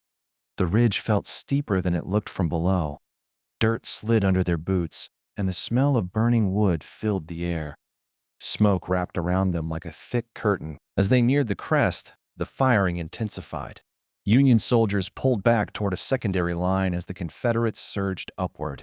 The two forces clashed in bursts of close-range fire, shouts, and the crack of rifles. Matthew felt the heat of the battle, sweat and smoke stinging his eyes. Then, slowly, the firing began to fade. The Union line withdrew, disappearing into the trees beyond the ridge. The Confederates held their position, but did not pursue. Officers called for the men to halt and reform. The field grew quiet again, save for the distant echo of retreating footsteps and the rustle of leaves in the wind. Matthew sank to one knee, breathing hard. The ground felt warm beneath his hand, where the sun had begun to heat the soil. Jeremiah settled beside him, chest rising and falling as he caught his breath. "We held," Jeremiah said softly. Matthew nodded. "For now." Smoke still drifted across the farmlands, giving the valley a strange, ghostly appearance. The battle had left its marks on the land: torn grass, scattered cartridge papers, and the smell of powder hanging in the air. Matthew stared across the field and wondered how many more ridges, how many more valleys, how many more days of fighting lay ahead. Jeremiah placed a hand on his shoulder. "One step at a time. That is how we keep going." Matthew looked at the worn flag now perched at the ridge behind them, its tattered edges fluttering faintly in the rising wind. It had survived another day, just as they had. And if the regiment stood beneath it, they would face whatever came next together. Chapter 12. Across the Rappahannock. A river of men and memories. The Rappahannock River glimmered in the early afternoon sunlight, its pale surface rippling in slow, steady waves. Matthew Beauregard stood at the southern bank with his rifle resting against his shoulder, watching the water move as the regiment prepared to cross. The river was familiar to him now. He had marched to its edge more than once, fought near its banks, and slept within hearing distance of its restless flow. Yet each time he returned, it felt different. Today, it felt heavier, as if the river carried the weight of every man who had ever stood at its side. Jeremiah Hendry knelt beside a large rock near the water and splashed cool handfuls over his face. Drops clung to his beard and slid down his jaw. He let the water fall from his hands and sat back on his heels. "Strange to be here again," he said. Matthew looked down the length of the river where sunlight flickered across the surface. Strange and steady all at once. The river never seems to change, even when everything else does. Jeremiah stood and adjusted his canteen. "Feels like it remembers us." Matthew did not answer at once. He studied the river quietly, remembering the battles, the camps, the long nights spent listening to wind and gunfire. He remembered the fear he felt the first time he crossed into enemy territory, the sound of cannons echoing off the water, and the shouts of officers calling men into formation. That memory hung in the air, as clearly as the river mist rising above the surface. The regiment gathered in long lines behind them as officers gave instructions. A small group of boatmen ready to set of flat-bottomed skiffs to ferry the soldiers across. Other men worked on strengthening a narrow wooden bridge that had been repaired many times before. The boards creaked under the weight of the first few men who crossed. Matthew stepped forward when the signal came. The line of soldiers approached the water's edge in small groups, some choosing the boats, others stepping onto the worn planks of the bridge.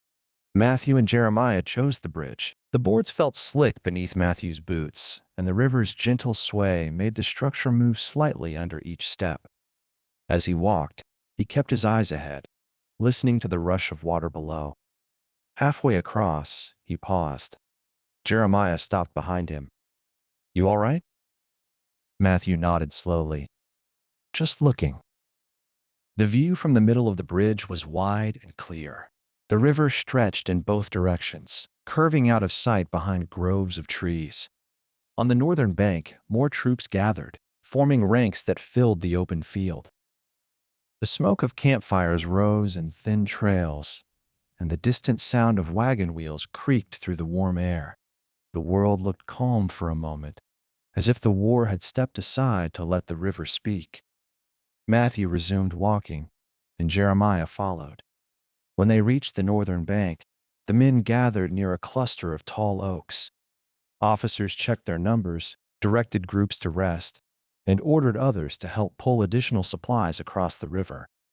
The regiment settled onto the grass, grateful for the chance to sit in the shade. Matthew lowered himself beside the roots of a large oak. The rough bark pressed against his back as he let out a slow breath. His legs ached from the long march. Jeremiah dropped beside him, stretching his feet toward the sunlit patch of earth before them. "Do you ever feel like we have crossed this same river 100 times?" Jeremiah asked. Matthew gave a faint smile. "Feels like we will keep crossing it until the war ends." Jeremiah picked up a small stone and turned it between his fingers. "Do you think our people back home think of us when we cross? Or when we march?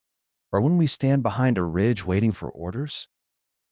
Matthew thought of Catherine May as she worked at her sewing table. He imagined her pausing, lifting her eyes from her stitching, sensing that he was thinking of her.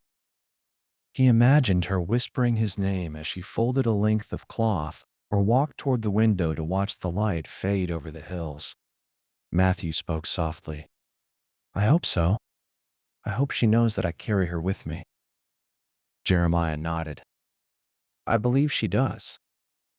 The afternoon sun warmed the field. Some soldiers removed their boots to rub their sore feet. Others cleaned their rifles, checked their cartridges, or wrote in small notebooks they carried in their packs. A few men stretched out in the grass and closed their eyes. The quiet was unusual, but welcome. It felt like a moment borrowed from the world before the war. As the hours passed, more units crossed the river, their footsteps mixing with the sound of the wind and the water. The army was gathering for another campaign, though the officers had not yet said where they were headed. Matthew suspected they would learn soon enough. War rarely left anyone waiting long. Near evening, the colonel called the regiment together. The men rose and formed ranks. The colonel spoke calmly, but with purpose. "We will march north at first light," he said. "Prepare your packs and get what rest you can. Tomorrow, we move again." The soldiers returned to their places beneath the trees. Matthew sat quietly, watching the river shimmer as the sun dipped low behind the hills. The water reflected streaks of pink and gold, as if painting the sky with one last burst of color before night settled in. Jeremiah sat beside him, silent for a long time. At last he said, "Do you think the river will ever mean something different to us when this is over?" Matthew looked at the steady flow of water. "Maybe. Or maybe it will always carry these days with it." Jeremiah rested his hands on his knees. "It feels like a marker, a line between who we were and who we are now." Matthew nodded slowly. "Each time we cross, I feel the same." Night replaced the warm glow of the sunset. The river darkened, its surface catching only the faint light of the moon. The soldiers settled into their blankets, lying close to one another for warmth. A soft breeze rustled the leaves above them. As Matthew closed his eyes, he listened to the gentle sound of the river, letting it fill his mind. It was a quiet reminder that the world still held peace somewhere, even if only in brief moments. The river flowed on, carrying memories of the past and whispers of the future. Tomorrow, they would rise again. Tomorrow, they would march into whatever waited beyond the next bend in the road. But for this night, Matthew rested beneath the branches, with the Rappahannock murmuring beside him like an old friend. Chapter 13. The Sound of Empty Roads. Retreats that echoed forever. The sky carried a low gray color when the regiment broke camp and began moving along the narrow dirt road that wound between the Tennessee hills. The air was thick with the heavy scent of damp soil. Matthew Beauregard walked in silence, step after step, feeling the weight of the endless march settle into his bones. The road ahead looked no different from the road behind. Both stretched on without promise, carrying the tired remnants of the army deeper into country that felt both familiar and strange. Jeremiah Hendry marched beside him, his gait steady but slower than usual. Lines of fatigue marked his face, and his uniform hung looser from weeks of diminishing rations. He adjusted the strap of his pack and took a deep breath. "Feels like the whole world is moving backward," he said. Matthew looked at the road ahead. "Feels like we are being pulled instead of pushed." The columns of soldiers moved quietly, their voices muted by exhaustion. Wagons creaked along the edge of the road, pulled by thin, weary mules. The canvas tops sagged with rainwater collected from the night before. Every few miles, the road dipped into a shallow valley where soldiers stepped around puddles and deep wagon ruts. The sound of sloshing mud mixed with the rhythm of boots striking earth. Along the roadside, abandoned homesteads stood dark and hollow. A porch swing creaked softly in the wind. A barn leaned as if time itself had pushed it off balance. A single chair remained on the porch of one house, tipped slightly on its back legs. The emptiness seemed to speak louder than any battle cry Matthew had ever heard. Jeremiah slowed for a moment, staring at the house. People lived here. They cooked here. They slept here. Hard to imagine it quiet like this. Matthew nodded. "Feels like the war swept the life right out of the land." As the regiment continued its march, a faint rumble of artillery echoed across the distant hills. It was not close, but it was constant. The sound followed them like a reminder of a shadow they could not escape. Officers said the army was reorganizing, pulling back to a stronger position. But Matthew sensed something deeper beneath the words. Retreats came with a silence that no man dared voice. Around midday, the regiment halted near a small crossroads where a weathered signpost leaned crookedly in the dirt.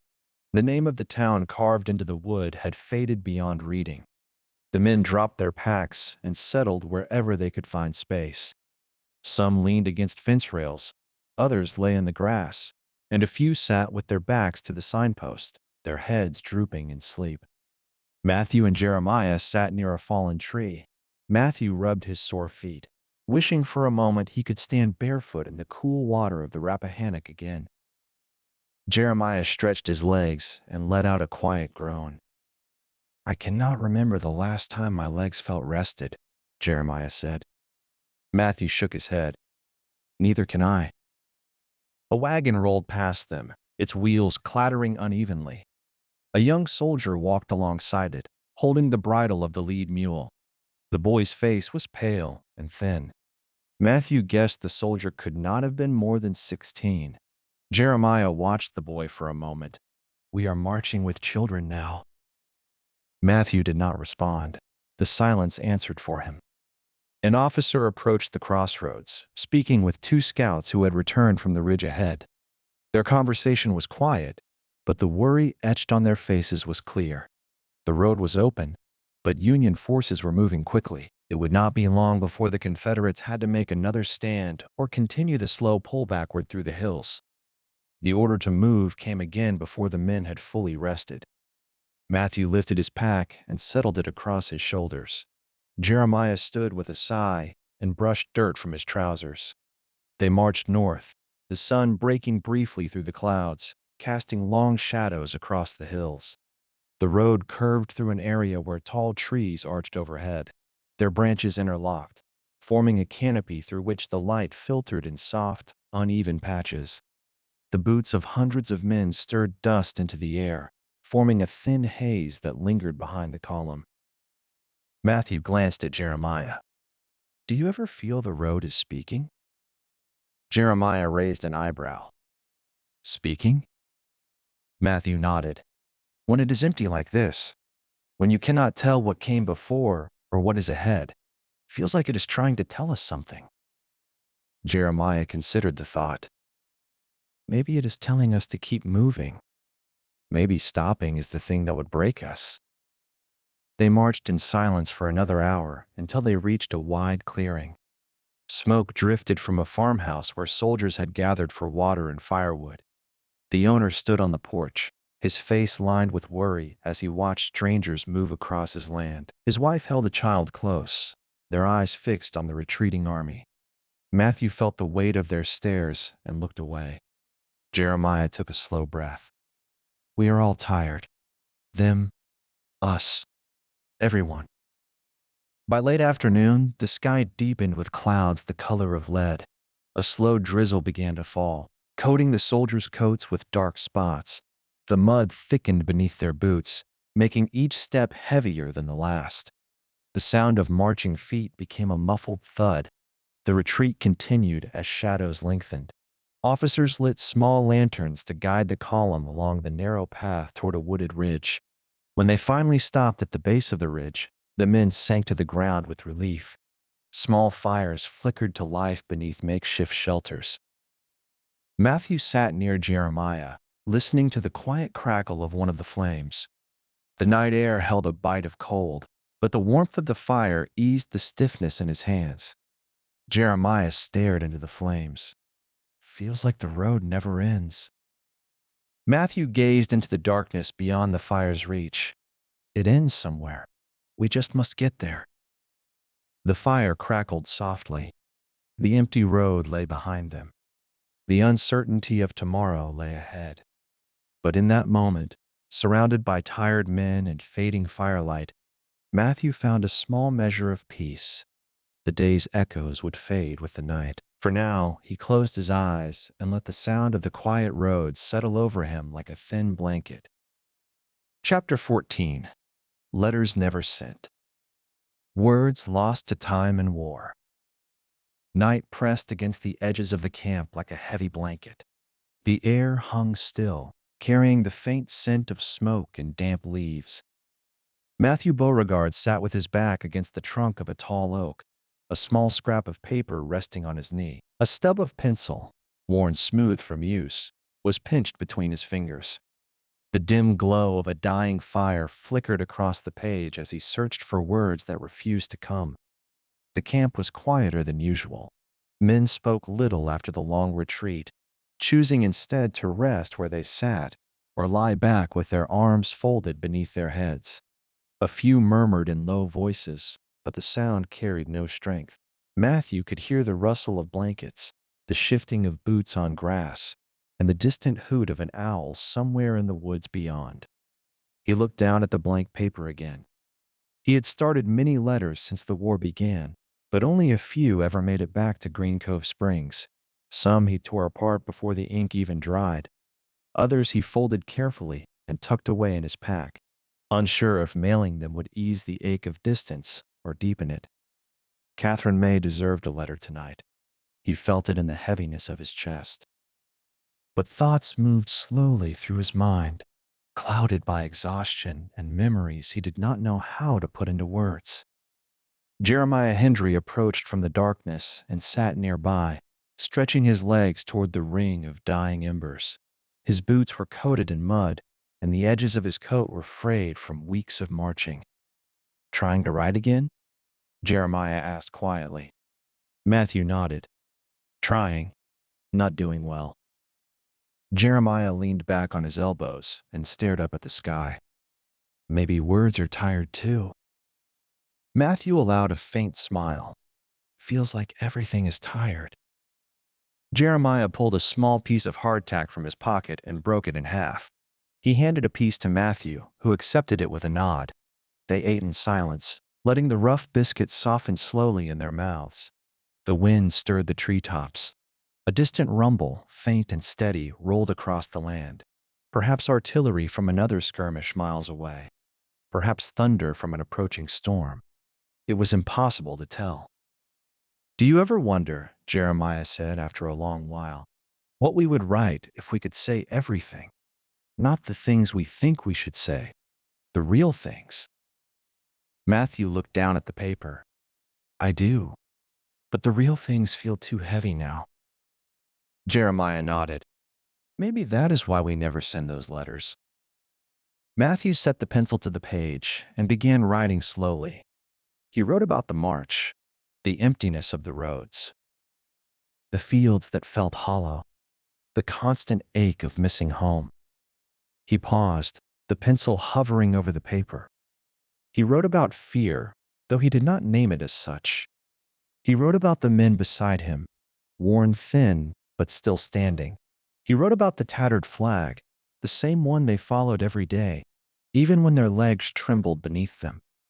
He wrote Catherine May's name. Then he stopped. The words that followed felt too fragile to place on paper. He folded the letter halfway, then unfolded it again. He stared at the page, unsure whether to finish it or tear it apart. Jeremiah watched him silently, understanding without asking. Around them, the camp continued to settle.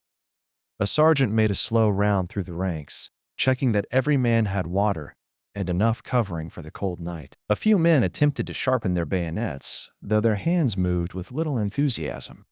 Someone hummed a faint tune near one of the farther fires, a soft rhythm that faded almost as soon as it began.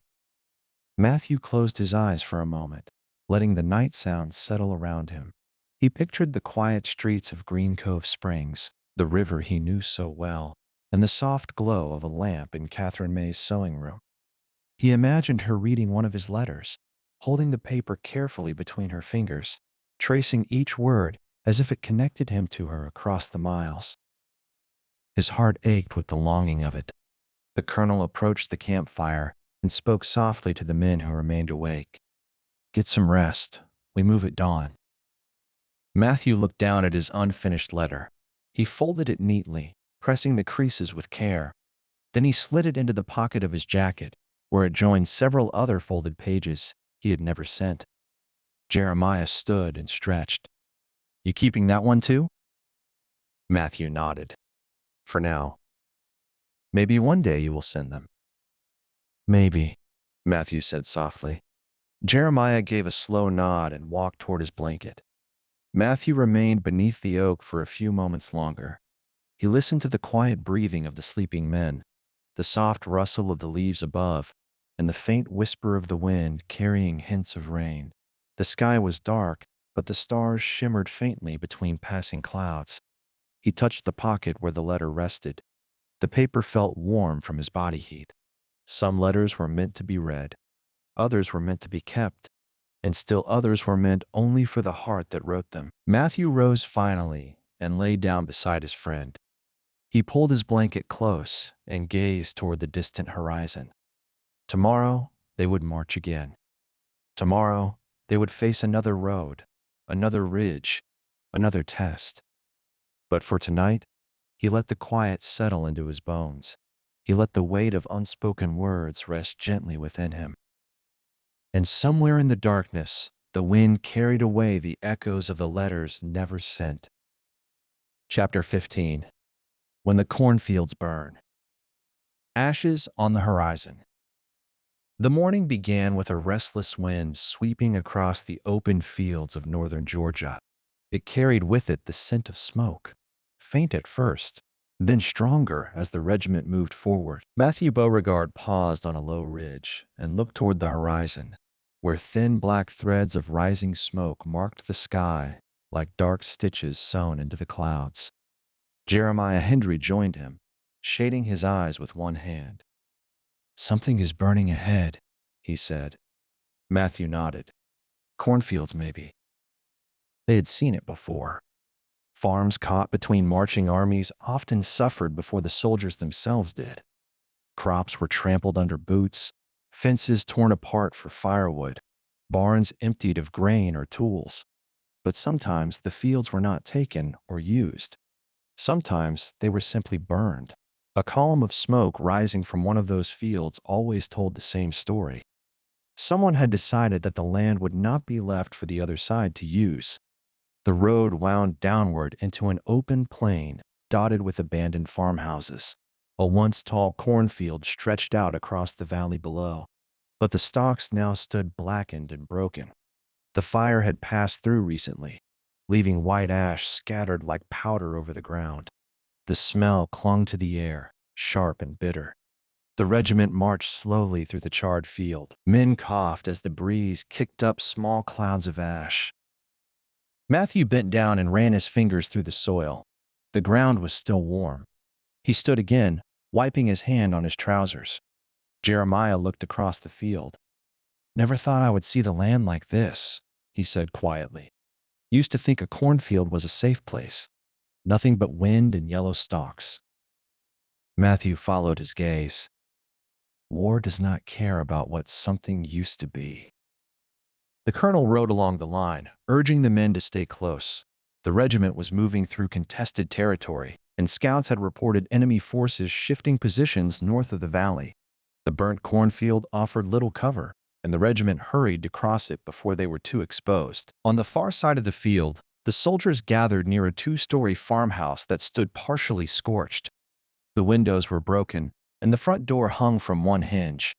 A few chickens scratched near the porch, as if unaware of the world collapsing around them. Matthew stepped onto the porch and looked inside. The house was empty, but showed signs of a hurried departure. A chair lay overturned near the hearth. A quilt rested half-folded on a bed in the corner. A small wooden toy horse sat abandoned on the floor, its paint faded and chipped. Jeremiah stood beside him. A family left this behind. Matthew nodded slowly. People leave pieces of themselves everywhere. They rejoined the regiment as the officers ordered the men to refill canteens at a small stream that ran behind the house. The water was clear despite the ash drifting from the fields. Matthew knelt beside the stream, letting the cool water run through his fingers. He splashed some onto his face, washing away the dust from the march. A low rumble echoed across the valley, followed by a distant crack. The men jerked their heads toward the sound. Artillery? Jeremiah said. The officers gave orders quickly. The regiment moved into formation, spreading out and using the tree line near the stream as cover. Matthew's heart hammered as he loaded his rifle. His hands worked quickly, though fatigue tugged at every motion. The enemy artillery resumed, sending shells arching through the sky. They burst in plumes of dirt along the ridge where the regiment had marched just moments earlier. The sound shook the ground beneath their boots. Infantry fire soon followed. Union skirmishers emerged from the far side of the valley, advancing cautiously. Matthew raised his rifle and fired, the recoil jolting through his shoulder. Smoke drifted upward in swirling clouds as both sides exchanged fire. The battle intensified. The burnt cornfield became a haze of smoke and ash as bullets snapped through the air. Matthew crouched behind a fallen log, reloading as quickly as he could. Jeremiah fired beside him, his breath coming in sharp bursts. "Closer than they should be," Jeremiah said. Matthew nodded but kept firing. The two sides clashed fiercely as Confederates pushed forward to drive the Union skirmishers back. The blackened corn stalks gave little cover, and men moved low to the ground, using every rise in the soil as shelter. When the Union line finally pulled back toward the northern ridge, the Confederates regrouped near the stream. The officers ordered the men to hold position and prepare for further movement. Matthew sank to the ground, chest heaving. He wiped sweat and ash from his forehead. The field still smoldered in places, wisps of smoke rising in thin, curling threads. Jeremiah sat beside him, leaning forward with his elbows on his knees. "Feels like the land is crying," he said. Matthew looked across the valley. "Feels like everything is caught in the fire." For a long moment, neither spoke. The sun dipped lower, casting orange light across the burnt cornfield. The charred stalks cast long shadows, stretching out across the ash like dark fingers pointing toward the horizon. The colonel walked among the men, checking their numbers and speaking softly to the wounded. His voice was calm, though his eyes revealed the weight he carried. The regiment had survived the day, but Matthew knew more days like this were coming. As night settled over the valley, the men built small fires beneath the shelter of the trees. Matthew sat with Jeremiah near one of the flames, their faces lit by the warm glow. "Tomorrow there will be more marching," Jeremiah said. "Tomorrow there will be more fields," Matthew replied. "Burnt or not?" Matthew nodded. "We walk where the war takes us." The fire crackled softly. The burnt cornfield lay behind them. The unknown road lay ahead, and the echoes of the day lingered like ash in the wind. Act 3. The Collapse of the Confederacy. The cracking of the Old South. The year turned, and with it the fortunes of the Confederacy began to fray like the edges of a battle flag carried too long through rain and smoke. What had started with confidence and belief slowly sank beneath the weight of exhaustion. Empty supply wagons, long marches, and the steady loss of ground. Towns that once felt distant from the war now felt its breath at their doors. Soldiers who had marched with fire in their eyes now walked with weary steps across fields scarred by months of fighting. Matthew Beauregard felt these changes in every mile, in every cold morning, and in every uneasy quiet that followed a day of conflict. News traveled slowly, but carried heavy truth. One stronghold after another slipped from Confederate control. Rail lines were broken, bridges destroyed, and long familiar roads blocked or held by Union troops. Letters from home came less often, and those that did arrive spoke of shortages, sickness, and uncertainty. Men around Matthew tried to hold on to hope, but each passing week made hope harder to grasp. The war that once felt like a cause now felt like a burden pressing into every bone. The landscape itself seemed to echo this change. The farms looked tired, the fences broken, the smoke from distant fires rising with a dull heaviness that settled across the countryside. Where once there were bustling crossroads full of wagons and riders, there were now empty intersections with leaning signposts and dust drifting across abandoned porches. The war had stretched on too long, and the South could not hide the strain any longer. Matthew sensed it most when the regiment passed through quiet settlements. Families gathered at their doorways, watching the soldiers march by with solemn faces. Children clung to their mothers' skirts, unsure of whether to wave or to stand still. Older men nodded with deep respect, but also with clear worry. They understood that each retreat, each regrouping, meant the circle was tightening. Supplies were thinner, and the number of young soldiers seemed fewer at every muster. Jeremiah Hendry carried these signs with the same quiet heaviness. He rarely spoke of defeat, but he no longer spoke of victory either. His voice held a steady calm that helped Matthew keep his footing on the hardest days. Together they watched as the roads grew longer, the nights colder, and the distance to home more uncertain. They did not say aloud what both already knew. The Confederacy was bending under the weight of the war, and sooner or later it would break. Yet even as the world around them dimmed, the regiment held to the rituals that had carried them through the early years. They formed their lines each morning. They cleaned their rifles, filled their canteens when they found water, and shared quiet moments of company around the smallest of fires. They pressed forward when ordered, their boots carving long paths across hills and farmlands. The habits of soldiering offered a kind of steady rhythm in a world that no longer had any steady ground. During this collapse, Matthew found himself caught between memories of Green Cove Springs and the hard reality of the fading army around him. He remembered the St. Johns River, the gentle sway of the Magnolia's deck, and the warmth of Catherine May's sewing room. These memories were anchors, steady reminders of what life could look like away from the roar of cannon and the crack of rifles. But as the months stretched on, those memories felt both comforting and distant, like another lifetime. Act 3 marks the beginning of the Confederacy's final struggle. The roads lead through Georgia, the Carolinas, and into the heart of a collapsing nation. Matthew and Jeremiah will march through ruined towns, quiet forests, and long stretches of land scarred by years of fighting. They will face hunger, storms, and the weight of retreat. They will see the world they knew bending under forces larger than any army.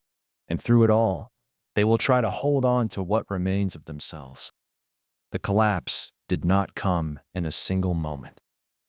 It came through 1,000 small breaks: a lost city, a burned field, a missing wagon, a cold night without blankets, a letter that never arrived.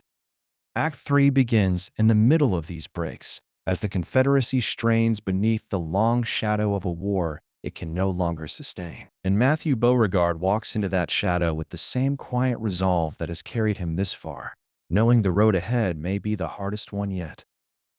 Chapter 16. The March Through Georgia. Smoke on every mile of road. The morning sun rose pale over the Georgia countryside, casting a thin wash of color across fields that had once been green and full. Now they lay brown, broken, and scattered with the remains of fences and trampled rows of crops. Matthew Beauregard felt the change in the land as surely as he felt the ache in his legs. Every mile told the same story: houses emptied, barns stripped, fences torn down for firewood, smoke drifting from chimneys that no longer promised warmth, but instead whispered of families holding on with whatever they had left. Jeremiah Hendry walked beside him, keeping a slow and steady pace. His pack hung lower than usual, its straps worn thin. "Feels like Georgia is holding its breath," he said quietly, "waiting to see what comes next." Matthew nodded. "I think we are doing the same."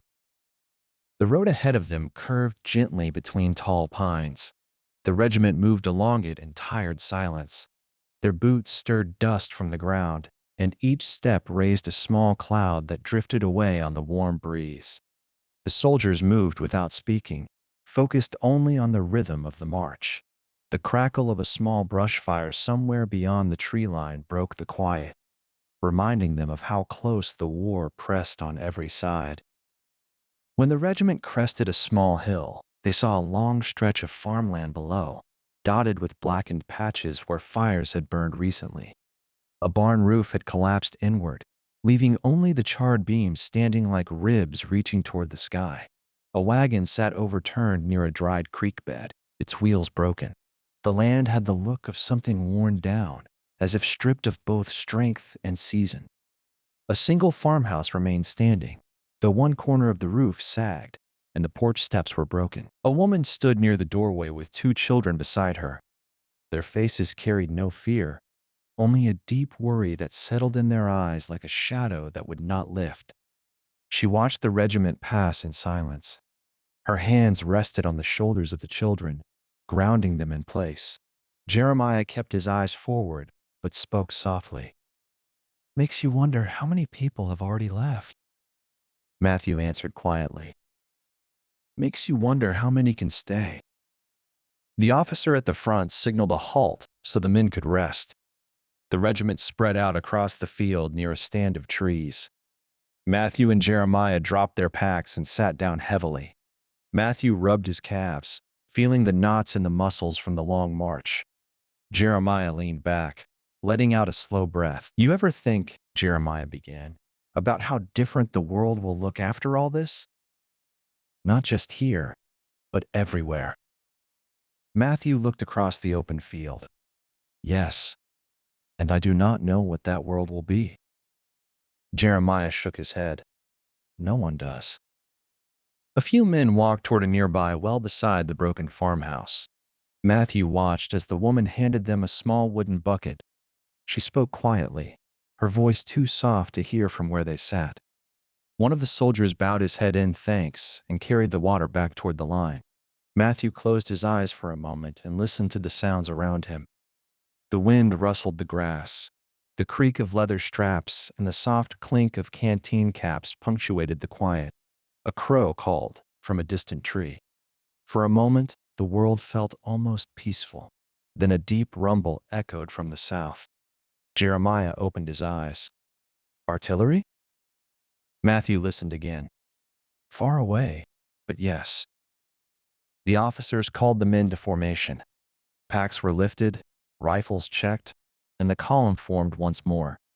The march resumed, slower now, as the road narrowed between fields of tall, uncut grass. The rumbling continued, sometimes fading, sometimes growing louder as the wind shifted. Around late afternoon, they approached a crossroads where smoke drifted heavily through the trees. The air grew thick, and the scent of burned wood and scorched earth pressed into their faces. Matthew squinted through the haze. Ahead, the remains of another cornfield smoldered, its stalks reduced to black stumps. A man stepped out from behind a leaning fence. He was thin, his clothes patched and worn. His eyes carried the look of someone who had watched too much fall apart too quickly. He raised a hand toward the regiment. "They moved through here last night," the man said. "Took everything they could carry. What they could not take, they burned." Jeremiah asked, "Which direction did they go?" "North," the man replied. "Always north. Left us nothing but ash." The colonel thanked the man and signaled the regiment forward. Matthew glanced back as they marched past the farmhouse. The man stood in the road long after the column had moved on, watching them disappear into the smoke.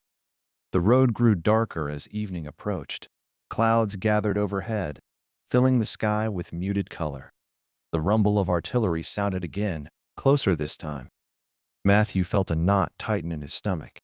They were moving towards something larger, something that would not pass as quickly as a skirmish or a single day's fight. Jeremiah touched his shoulder. "We keep marching," he said simply. Matthew nodded. "We keep marching." When the regiment stopped for the night, the men built small fires hidden beneath the trees. Matthew sat with Jeremiah, the fire casting flickering light on their tired faces. A hollow silence hung around them, broken only by the quiet murmurs of soldiers settling into their blankets. Matthew gazed toward the dark horizon. The distant glow of burning farmland flickered like a low, slow heartbeat against the night. "Georgia feels bigger than any place we have crossed," he said. Jeremiah nodded. "Bigger and heavier." Matthew looked at the fire, watching the flames dance and fall. Feels like each mile is pulling something out of us. Jeremiah stared into the distance. Feels like the land itself is giving way. The night deepened. Smoke drifted on the wind, and the long march through Georgia continued, one weary mile at a time. Chapter 17. Hunger Across Carolina. Empty fields and empty hands. The border into the Carolinas came quietly, with no signpost or welcoming ridge. The only marker was the thinning of the trees and the widening of the sky, as the regiment stepped out of one weary land and into another. Matthew Beauregard felt the change in his stomach before he felt it in the air. Hunger clung to the men like a second skin. Their packs were nearly empty. Their steps were slower than they had been even a week before, and every field they passed looked as if it had already given everything it had to give. Jeremiah Hendry walked a few paces beside him, chewing on a piece of cornmeal biscuit so dry it crumbled into dust between his teeth. "If this is what the Carolinas have for us," he said quietly, "we may as well chew on our rifle straps." Matthew managed a faint smile, though his own stomach burned with emptiness. "Save the straps for when we get desperate." Jeremiah snorted. "I think we passed desperate 2 states ago." Ahead of them, the column stretched along a dirt road lined with bare trees. The branches looked like the thin fingers of an old man reaching toward the pale sky. A cold wind swept through the gaps, carrying with it the smell of earth and smoke. The smoke came from small fires in the distance, tended by scattered families who had stayed behind on what little remained of their land.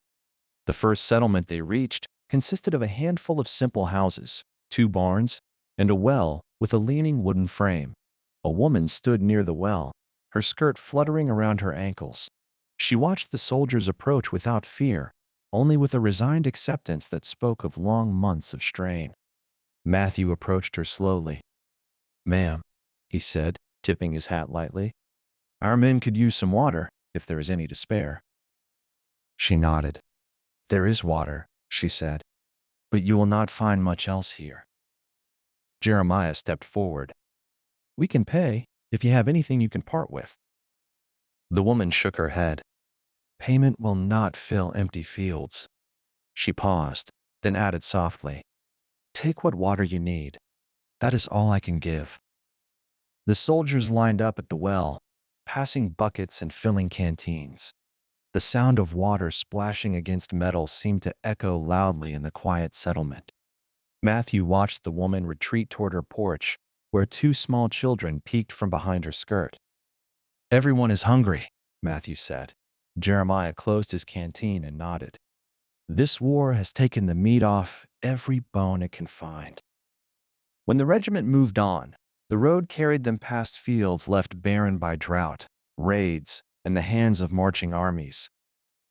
Rows that once held corn now held only broken soil and scattered stones.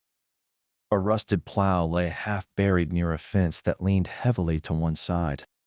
The men spoke little. Hunger had a way of stealing words from a man's mouth. It made thoughts feel heavy and hard to reach. Even the officers rode in silence, scanning the land for any signs of danger or hope. By midday, the regiment rested beside a wide creek. The water flowed clear, but the banks showed signs of recent storms. Fallen branches lay tangled in the mud, and the grass along the edge was flattened.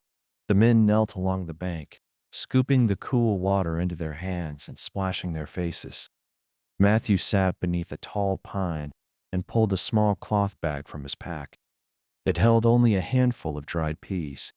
He divided them with Jeremiah. "This is not a meal," Jeremiah said, staring at the small pile in his palm. "It will have to pretend to be one," Matthew replied. They ate slowly, letting the hard peas soften against their tongues. Matthew savored each one as though it were something rich and rare. Hunger sharpened the senses, turning even the simplest food into something worth holding on to. A thin man with a gray beard approached and stood near them. He wore a coat patched with different colors of cloth, and his eyes held the weary look of someone who had seen too much change in too little time. "You boys hungry?" he asked. Jeremiah gave a tired nod. "We are." The man held out a small bundle wrapped in cloth. "Found this on my way through the woods. A few apples left on a tree that the fire missed. They are not pretty, but they are real." Matthew accepted the bundle carefully. "Thank you," he said. "We will remember this." The man shrugged. "You are soldiers, hungry men. That is reason enough." He walked on, disappearing into the trees. Matthew unwrapped the cloth. 3 small apples rested inside, their skins mottled and tough. But they were apples, nonetheless. He and Jeremiah ate them slowly, savoring each bite as if it held a memory of better seasons. By late afternoon, the regiment marched again. The land shifted from open fields to rolling hills dotted with tall grasses. Smoke drifted across the horizon, rising from a cluster of burned barns in the distance. The setting sun cast long shadows over the hills, stretching them like dark curtains across the land. Jeremiah walked with his shoulders low. "Feels like Carolina is giving us only what it has left," he said. Matthew nodded. "And that is not much." "But it is something," Jeremiah added softly. The road dipped into a shallow valley where a stream cut across the path. The water glistened with twilight colors. The men paused to refill their canteens, then continued the march as night wrapped around them. Matthew looked back at the long line of soldiers moving slowly through the darkening valley. Their shapes blended with the shadows of the trees, their steps muffled by the soft earth beneath them. Hunger walked with them, silent and patient. But so did something else, a stubborn will that refused to let go. As the regiment climbed the next ridge, Matthew saw the faint glow of distant fires flickering across the landscape. The light quivered like a heartbeat on the far edge of the world. Jeremiah spoke quietly. "Another day behind us." Matthew nodded, pulling his coat tighter. "And another ahead." They reached the top of the ridge, where the night wind brushed against their faces. Below them, Carolina stretched out into darkness, waiting with fields that offered little but asked much in return. Hunger followed them. Faith held them. And the long road continued into the uncertain miles beyond. Chapter 18. Among the ruins at Richmond. When a capital falls. The wind carried a strange, heavy silence as the regiment approached the outskirts of Richmond. It was not the quiet of an untouched morning or the soft stillness of a field at dawn. It was the silence that follows destruction, the kind that settles deep into the bones of a place. Matthew Beauregard felt it long before he saw the city. The air tasted of ash and smoke, even though the fires had burned out days ago. Jeremiah Hendry walked beside him, his eyes narrowed beneath the brim of his cap. "I never thought I would see Richmond like this," he said. "Not like this." Matthew nodded. No one did. The road leading toward the capital was lined with broken wagons, fallen chimneys, and ashes scattered like gray snow across the ground. The trees nearest the city had black streaks along their trunks, marks left by the drifting flames when the fires had roared their way through the streets. Step by step, the regiment moved past abandoned houses and shattered windows. Everything felt still, as if the city itself was holding its breath. When the first clear view of Richmond appeared between the hills, several of the soldiers halted without being ordered. The city lay open before them, wounded and hollow. Roofs had caved in. Walls stood with nothing behind them. Entire blocks looked like skeletons of wood and brick. Smoke still rose from some of the deepest ruins, drifting upward in thin trails that vanished into the afternoon light. The regiment paused on a ridge overlooking the city. Officers spoke quietly, giving instructions and emphasizing caution. Matthew took the moment to study the scene before him. He had spent years marching through battlefields and ruined farms, but seeing a capital city in such a state carried a different weight. Richmond had been the heart of the Confederacy. If the heart could fall, what did that mean for the rest? Jeremiah stepped closer. "Do you hear that?" Matthew listened. What? Nothing, Jeremiah answered. A city should never sound like nothing. They descended the ridge and entered the outskirts. Fires had burned so fiercely that entire streets were little more than charred paths between piles of rubble. The air remained warm from the lingering heat trapped beneath broken beams. Soldiers stepped around blackened stones and twisted metal, moving slowly as if walking through a graveyard. Near a collapsed warehouse, a lone man sat on a doorstep, staring into the empty space where a building had once stood. His clothes were scorched, and his face streaked with soot. He looked up as Matthew and Jeremiah approached. "Was this your home?" Matthew asked gently. The man shook his head. "My brother's place. He stored wagons and tools here. All gone now." Jeremiah lowered his eyes. "I am sorry." The man nodded, but said no more. He stood slowly and walked away, moving like someone much older than he appeared.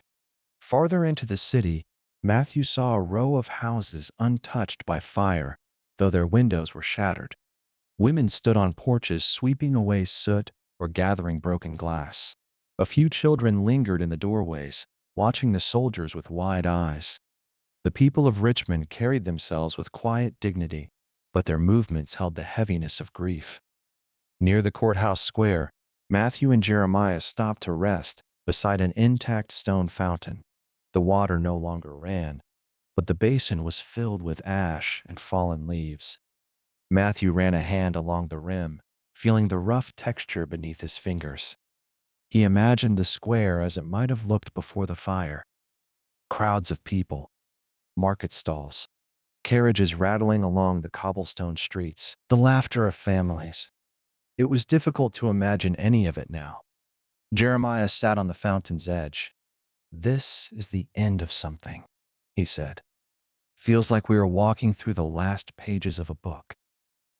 Matthew looked up at the ruined skyline. "Maybe we are." A group of older men approached the square, carrying buckets of water drawn from a nearby well. They worked together to put out a small fire still smoldering in a tailor's shop. Matthew stepped closer. "Need help?" he asked. One of the men, his face lined with soot, nodded. "If you have the strength, soldier." Matthew and Jeremiah carried buckets with the men, pouring water onto the smoldering patches until the last of the smoke faded into the air. When they finished, the man clasped Matthew's shoulder. "We appreciate it," he said. Matthew nodded. "We all live in this place now." The man gave a tired smile. "I suppose we do." As the sun began to lower behind the smoke-hazed horizon, the regiment gathered near the canal that ran through the city. The canals and bridges, though damaged, remained recognizable. Soldiers sat on the stone edges, dipping their feet in the cool water. Others simply stared into the distance, absorbing the weight of what lay around them. Jeremiah looked toward the flames still flickering in the distance. "Do you think this is how the war ends?" he asked. "With cities falling apart instead of battles?" Matthew thought for a long moment.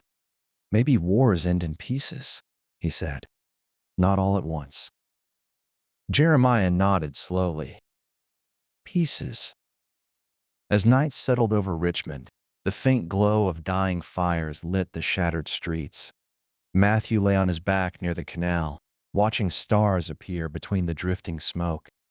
The sky looked the same as it had in Georgia, Tennessee, and Virginia, yet everything below it felt different. Richmond had fallen.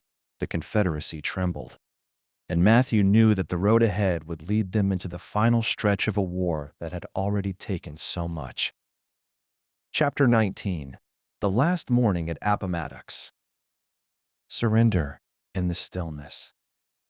The faint light of dawn crept across the fields near Appomattox Courthouse, washing the landscape in pale gold. The world felt strangely still, as though the morning hesitated to breathe. Matthew Beauregard stood beneath a cluster of tall oaks with Jeremiah Hendry beside him, the cool air brushing against their worn coats. All around them, the Confederate camp stirred in uneasy quiet. There were no shouted orders, No hurried preparations, no clatter of cookpots or rifle straps. Only a soft murmur drifted through the ranks, carried by men who sensed that something had reached its end. Jeremiah rubbed his hands together near the remnants of a fire. "Feels like the war knows," he said. "Feels like it is waiting." Matthew nodded slowly. "Everyone is waiting." Word had spread through the camp the night before that General Lee had agreed to meet General Grant. Soldiers did not speak openly about it, but the meaning settled heavily over them. The Army of Northern Virginia was surrounded. Their supplies were gone. Their numbers were thin. The road west had been cut off. Some men had not eaten more than a handful of peas or a scrap of bread in days. And yet, even in defeat, there was something steady in the way the men carried themselves that morning. They tightened their belts, cleaned their rifles one last time, and stood quietly as the sun rose over the quiet fields. Matthew looked down at his boots. The leather was cracked. The soles were thinning. His feet ached from the long march that had brought them here, a march filled with desperate hope and stubborn resolve. He had never imagined the war ending like this, with a soft wind and a still morning instead of thunder and smoke. A rider approached, carrying a brief message from the officers. Jeremiah watched him pass. "So, it is true," he said. "General Lee is meeting Grant at the McLean house." Matthew nodded. "It seems so." "Feels strange," Jeremiah said. "To think of those two men sitting in a parlor somewhere while we wait like this." Matthew did not answer. His thoughts drifted to the fields, the streams, the small towns they had passed, all bearing the marks of long years of conflict. He remembered the burned barns in Georgia, the empty wells in the Carolinas, the destroyed streets of Richmond. Those memories pressed against him like a heavy weight he could not set down. The sun rose higher. Officers instructed the men to gather in formation. The camp moved slowly, not with the energy of battle, but with the quiet discipline of men facing something final. Matthew and Jeremiah joined the others, standing shoulder to shoulder with soldiers who had marched beside them through hunger, storms, fear, and fire. Jeremiah glanced at Matthew. "Whatever happens after today, we stood together." Matthew felt a tightness in his chest. "Yes, we did." As they waited, small sounds drifted through the air. The clop of a horse's hoof on the road, the rustle of a flag in the breeze, the soft whisper of men praying under their breath. No one raised their voice. No one shouted. The world seemed to listen. Hours passed. The sun climbed overhead, casting long beams of light across the rolling fields. A courier rode toward the lines, followed by another and another. Murmurs spread through the ranks like ripples through a pond. Some men lifted their heads. Others bowed them. Finally, an officer stood before the regiment and spoke in a steady voice. "It is done.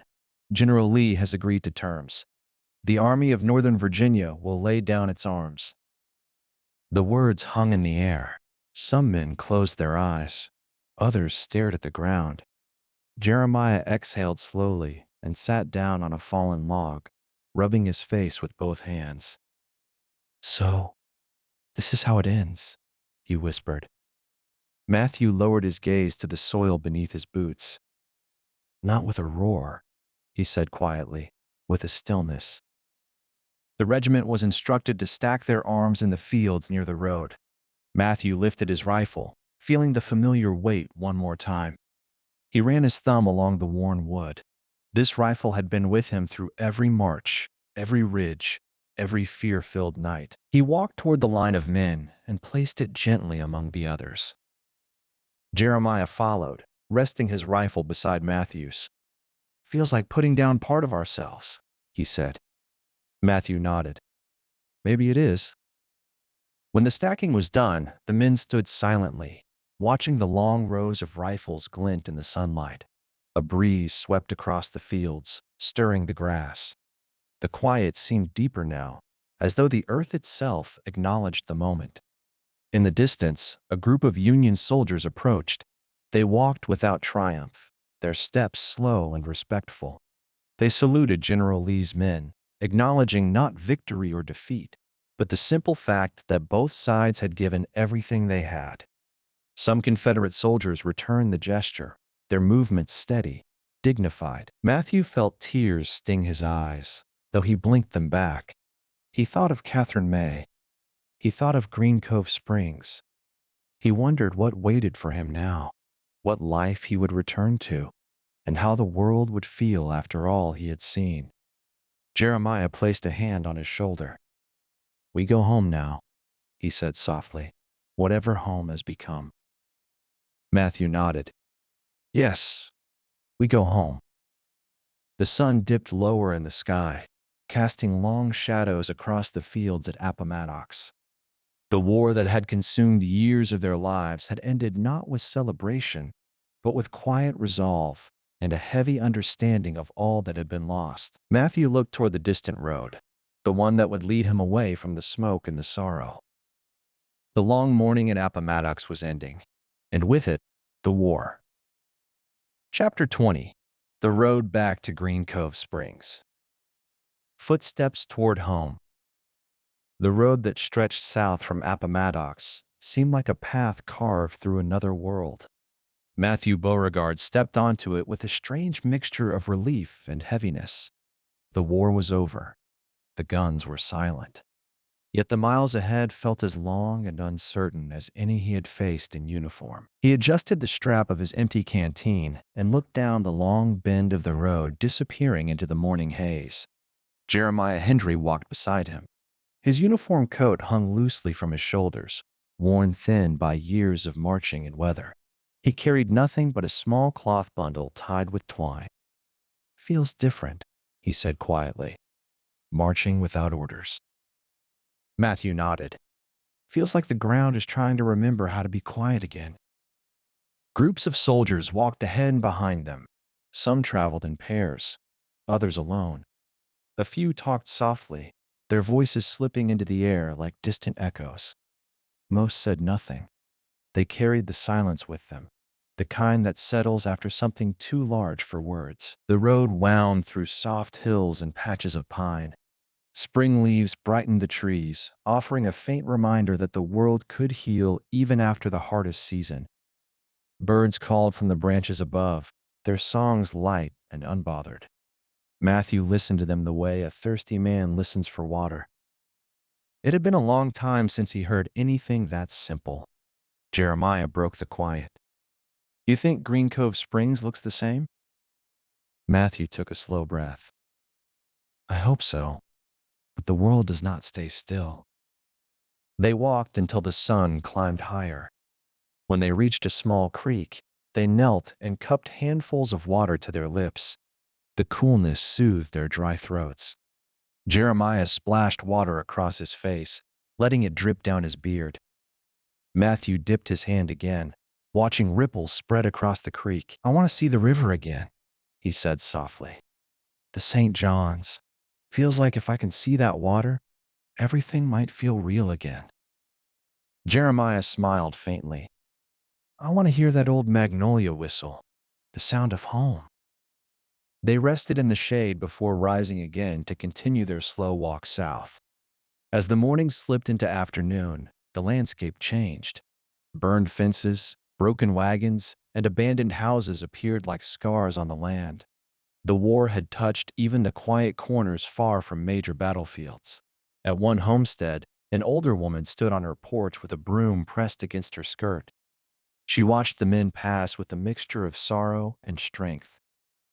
Matthew tipped his head in greeting. She gave a small nod, her eyes tired but full of understanding. Jeremiah murmured, "Everyone has lost something."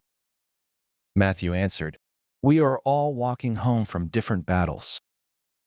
Late in the day, they reached a field dotted with charred posts where a barn had once stood. The air still carried the faint smell of smoke. A young man stood there with a shovel, turning the soil as though trying to begin again. Matthew stopped. "Need help?" he asked. The man looked up. "My father planted corn here every spring. I reckon I ought to try." Jeremiah stepped forward. We can pull the rocks out for you." The man nodded gratefully. Together they cleared stones and broken boards from the soil until the sun dipped toward the horizon. When they finished, the man shook their hands. "Safe travels," he said. "May the Lord bring you home." Matthew and Jeremiah resumed their walk. The sky had softened into shades of pink and gold, spreading across the fields like a comforting blanket. For the first time in years, the sunset did not feel like a warning of another cold night in the wilderness. It felt like a promise. As dusk deepened, they made camp beneath a pair of tall oaks. Matthew gathered fallen branches while Jeremiah started a small fire. When the flames steadied, they warmed their hands and shared the last of a dried biscuit someone had given them earlier in the day. Jeremiah looked toward the stars. "You think Catherine May is still in Green Cove Springs?" he asked gently. Matthew's heart tightened at her name. "I believe she is. I must believe that." "You will see her soon," Jeremiah said. "Sooner than you think." Matthew stared into the fire. The thought brought both hope and fear. He wondered what he would say to her, how he would explain the man he had become, the things his eyes had seen, and the quiet weight he carried in his chest. As the fire crackled, a soft wind rustled the leaves above them. Matthew lay back, staring at the sky. The stars shone faintly between drifting clouds.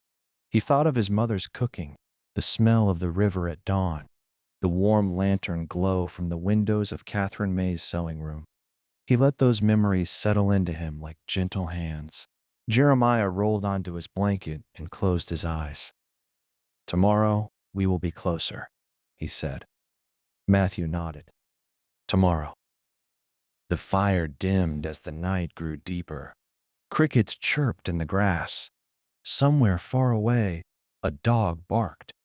The world felt quiet, almost peaceful, in a way Matthew had not felt since before the first drums of war.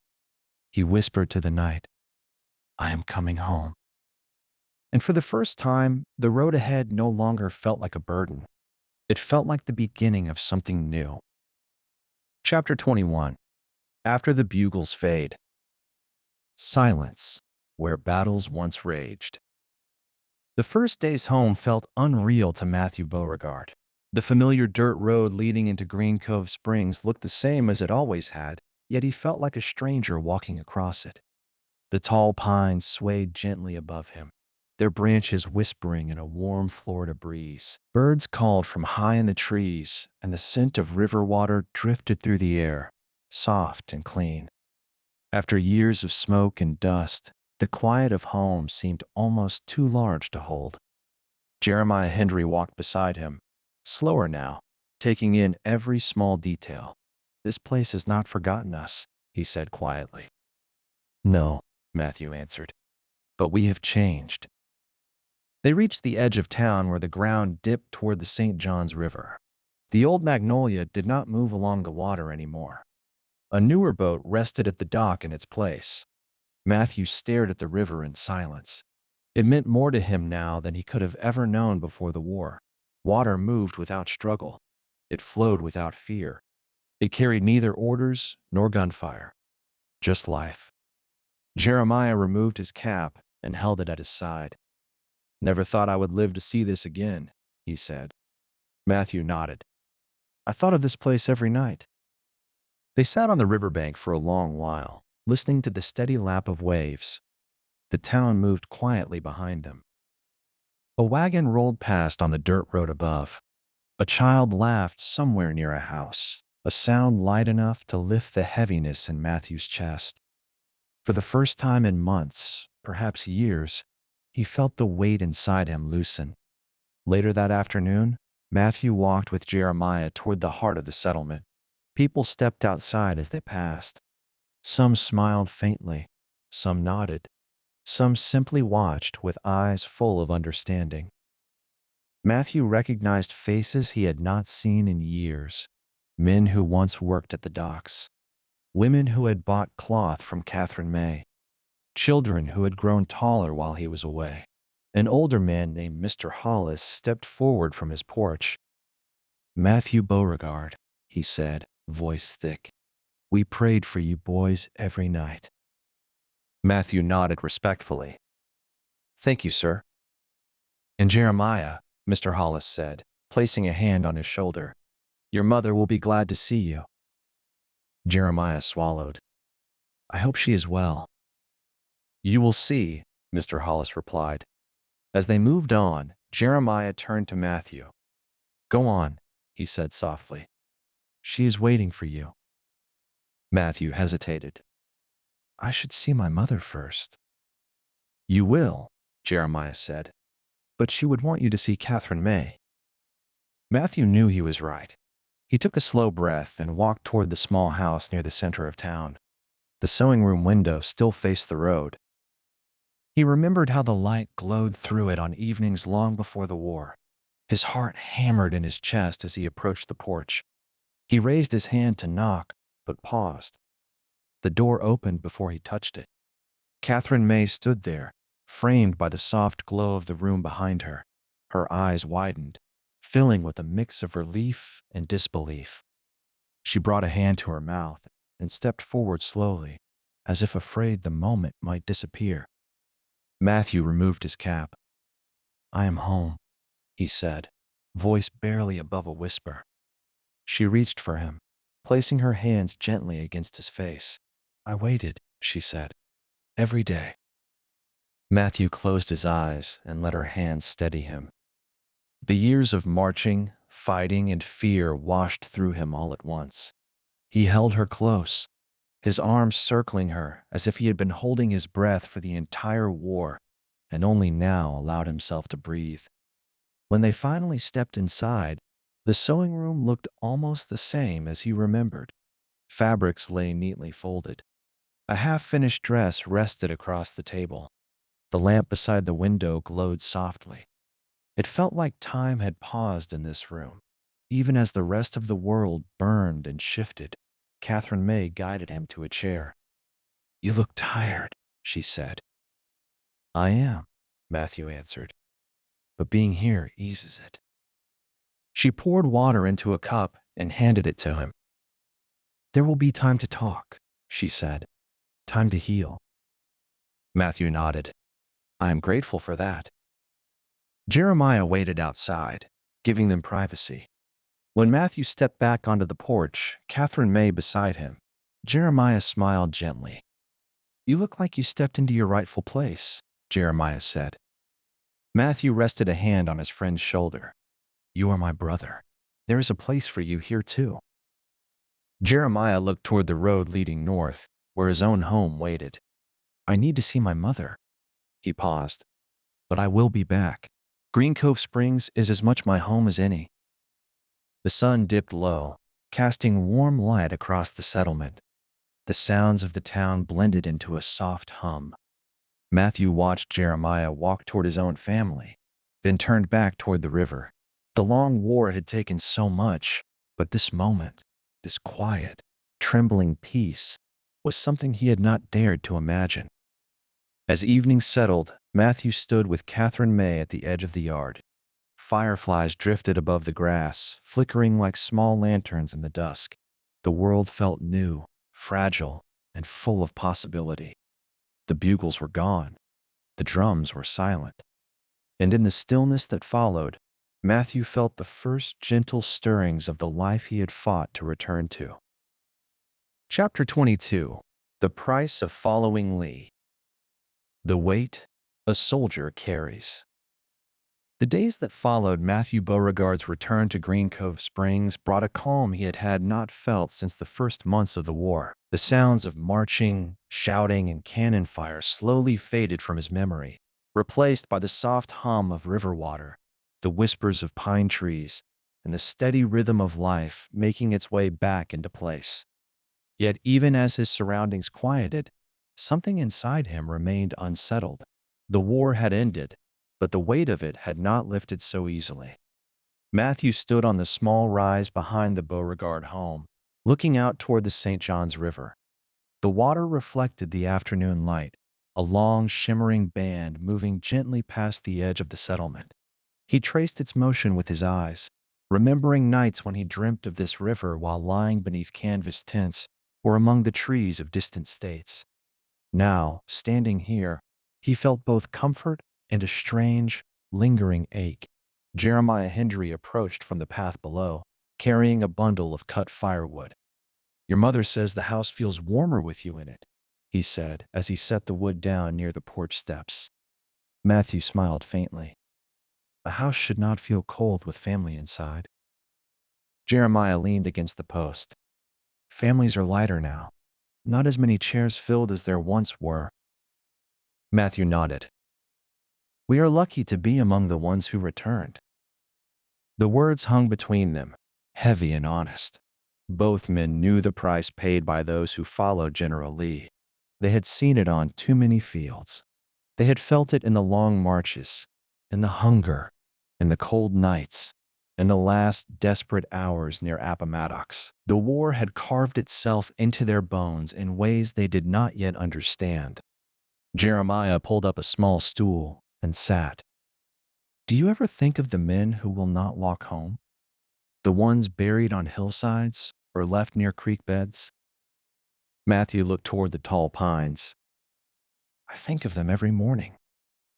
Jeremiah nodded slowly. "I feel like part of them still walks with us." Matthew said nothing. He did not need to. The silence between them felt honest. A soft breeze moved through the trees, carrying the scent of river reeds and warm earth. Life in Green Cove Springs moved gently around them. Children laughed near the docks. A dog barked somewhere down the road. Women hung laundry on lines stretched between porch posts. Matthew watched it all and felt caught between two worlds. One was peaceful and familiar. The other remained carved into memory. Catherine May stepped out onto the porch, wiping her hands on her apron. "Matthew," she called softly, "dinner is ready." He turned but did not move just yet. Jeremiah gave him a small smile. "Go on," he said. "You have enough weight on your shoulders. Warm food cannot hurt." Matthew nodded and went inside. The smell of stew filled the small home. His mother moved slowly around the kitchen, and he watched her with a quiet tenderness. She had waited too long for this moment. Her eyes sparkled with gratitude each time she looked at him, but he saw the worry too. A mother always sees the weight her son carries, even when he tries to hide it. They ate together at the small wooden table. Catherine May sat beside him, her presence steady, her voice gentle. Matthew tried to speak of simple things, but the memories of the war tugged at him with every pause. After dinner, he stepped outside again and sat on the steps, staring out at the fading light.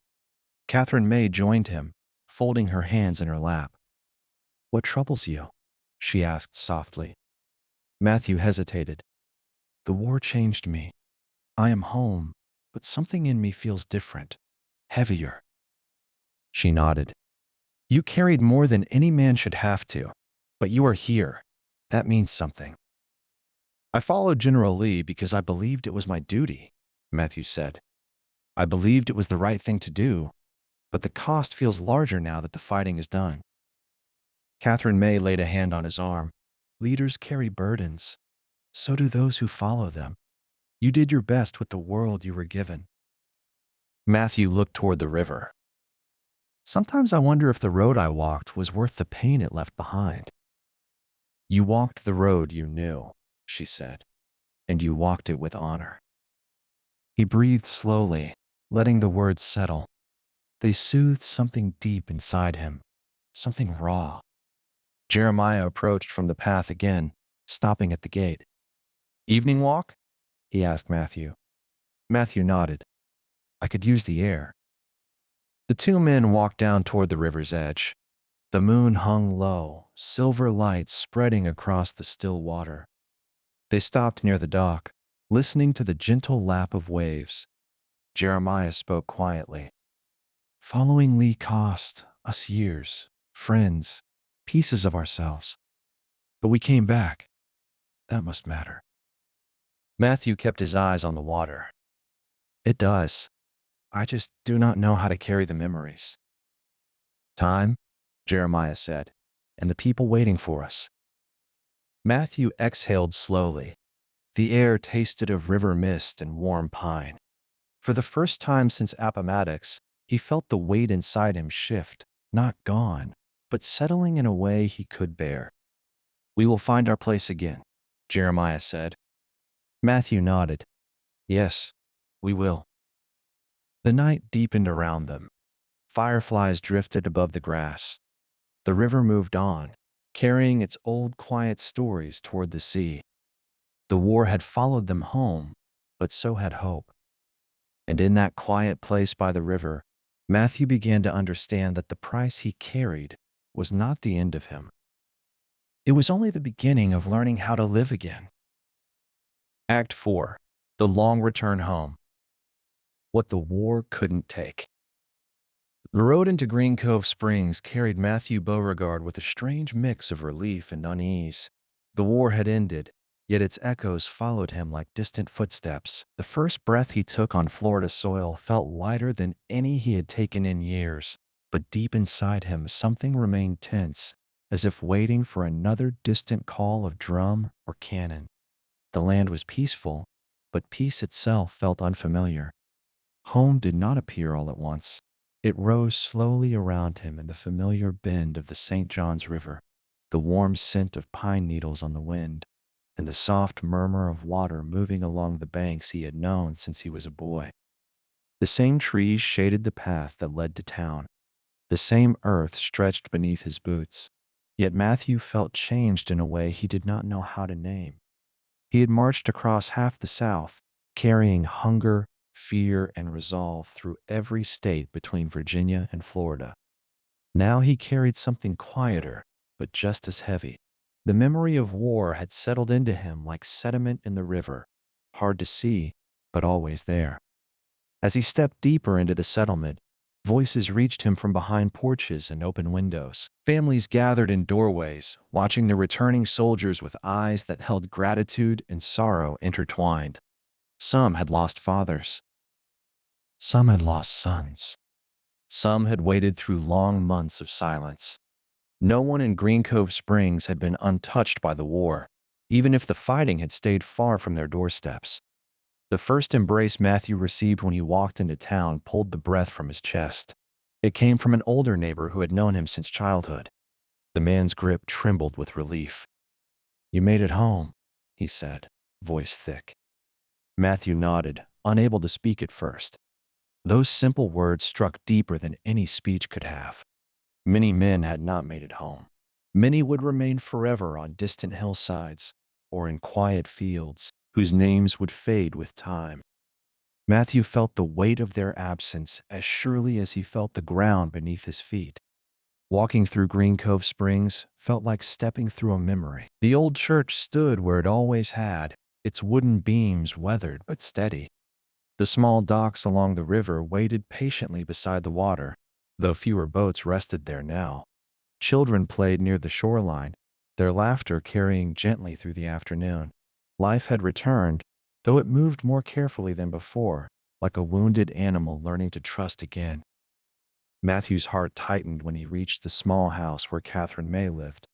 The light in her sewing room window glowed just as he remembered. For a moment he hesitated, unsure whether he deserved the welcome he hoped for. The war had changed him in ways he could not yet fully understand, but when she stepped onto the porch and saw him, all the worry fell away. The look in her eyes told him that whatever he had carried, whatever scars he bore, none of it could erase the bond between them. She reached him with slow, steady steps, as if afraid one hurried movement might break the fragile moment. Her hands trembled when they touched his face. He felt years of fear, longing, and quiet strength in that touch. The war had taken so much from both, but it had not taken this. It had not taken the love that had held steady through every letter, every sleepless night, every unanswered prayer. Jeremiah Hendry, too, found his own road home. His mother's house stood near the edge of town, nestled beneath a cluster of oaks. When she opened the door and saw her son, her cry filled the yard with the sound of a heart that had waited too long. Matthew watched from a distance, feeling his own chest tighten again. These homecomings were not loud celebrations. They were quiet, trembling moments filled with the kind of emotion that lives too deep for words. Act 5 begins in this tender, fragile space where the war's noise has faded, but its shadow remains. The marching is done. The rifles have been stacked. The bugles are silent. What remains are men trying to remember how to be sons, brothers, friends, and husbands again. What remains are families learning how to stitch their lives back together. What remains is the slow, patient work of healing. The long return home is not marked by miles, but by moments. The first night under a familiar roof. The first meal cooked with care. The first breath taken without fear. The first steps into a life rebuilt from the ashes of a broken world. Matthew must learn who he is now, not just who he was before the war. And he must learn that the deepest courage is not found on the battlefield, but in the quiet work of living again. What the war could not take is what lies ahead. Chapter 23. Home. Along the St. John's once more. A river restored and a life reclaimed. Morning sunlight shimmered across the St. John's River like small pieces of glass scattered over the water. Matthew Beauregard stood on the wooden deck behind the Beauregard home and watched the slow curl of the current drift south. The soft light of dawn warmed the tops of the trees and cast long reflections along the river's edge. It felt different from the mornings he remembered before the war.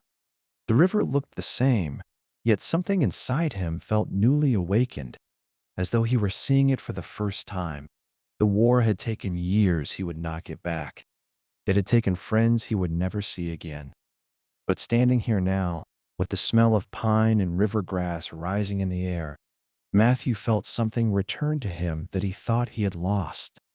A sense of belonging, a sense of place, a sense that his life, for all its scars and fractures, still held space for hope. Behind him, the sound of soft footsteps came across the porch. Catherine May stepped beside him, folding her hands before her as she looked out across the river. Her hair picked up the early light, and the simple rust-colored dress she wore glowed softly in the daybreak. "You are up early," she said. Matthew smiled faintly. "The river woke me." "It used to do the same for you," she said, her voice warmed by memory. "Before everything changed." Matthew nodded.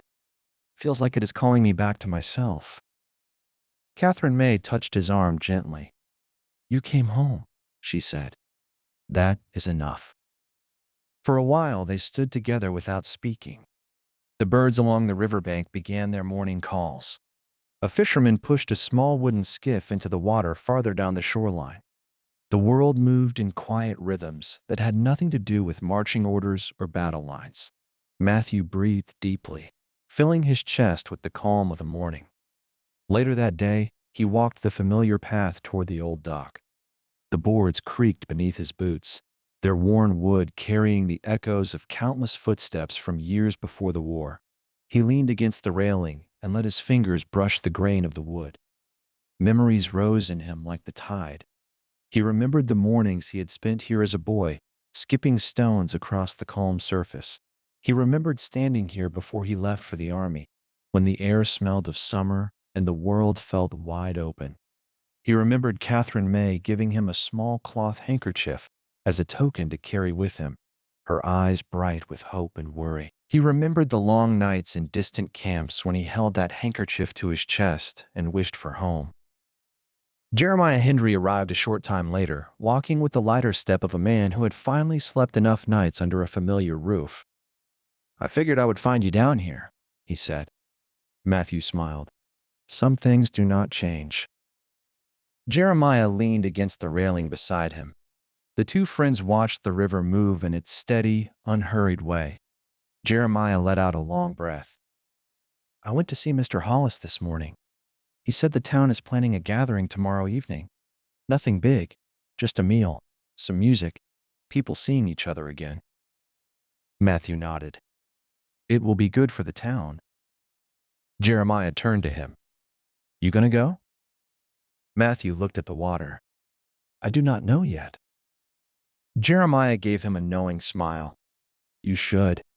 Folks want to see you. They want to know you were all right. Matthew did not answer right away. The idea of being the center of attention felt strange. He had spent so long blending into the ranks of marching men, so long being one among many, that he hardly knew how to stand in a room full of familiar faces again. But he knew Jeremiah was right. The town needed to come together, and perhaps he did too. As afternoon rolled across the sky, Matthew returned home to help his mother with small chores. He repaired a loose shutter on the side of the house. He chopped wood for the stove. He carried water from the well. These simple tasks brought a sense of structure back into his hands. His mother watched him closely, offering quiet thanks with each small act. When evening came, Catherine May invited him for supper. Her home glowed from the lantern she had hung near the window. The sight of that warm light stirred something deep in his chest. Inside, the table was neatly set, and a pot of stew simmered on the stove. They ate in soft conversation, speaking of families, neighbors, and plans for the coming days. When the last light of dusk faded, Matthew walked with her along the river path behind her house. Fireflies flickered near the grass. The sky deepened into shades of indigo. Catherine May slipped her hand into his. Do you think the world will be whole again? She asked. Matthew looked ahead at the darkening river. Not the way it was, but maybe in a different way. She nodded. Maybe that is enough. They reached the small bench near the old oak tree and sat together, listening to the sounds of night slowly rising around them. Matthew felt a steady warmth grow within him. Perhaps healing came not in a single moment, but in countless small ones like this. The next evening, Matthew did attend the town gathering. Lanterns hung from branches. Families brought whatever food they had, sharing without question. Children ran through the grass, their laughter mixing with the soft notes of a fiddle. People greeted him with gentle smiles, placing hands on his shoulder, welcoming him back with respect and care. Jeremiah stood with him for much of the evening, their shoulders touching in quiet companionship. At one point, Catherine May stepped forward and took Matthew's hand, guiding him to a place where they could sit beneath the lantern glow. The warmth of her presence steadied him, grounding him in the life he was beginning to rebuild. As the night deepened and the river shimmered under the moonlight, Matthew felt a sense of peace grow within him. He had returned to the St. John's. He had come home to a town that remembered him. He had found love waiting in the doorway of a small sewing room. The war had taken much, but it had not taken everything. It had not taken the river. It had not taken the bonds of friendship. It had not taken the quiet strength of those who waited. And it had not taken the hope that, in time, life could begin again. Matthew Beauregard sat beneath the lantern light, Catherine May's hand in his, and understood that the long road had led not only back to Green Cove Springs, but back to himself. Afterward, as Matthew returns to Green Cove Springs and begins the long work of rebuilding his life, one truth becomes clear. The war took much, but it did not take everything. Led by Lee is a reminder that the end of a war is not the end of its story. The true ending is found in the courage to live again.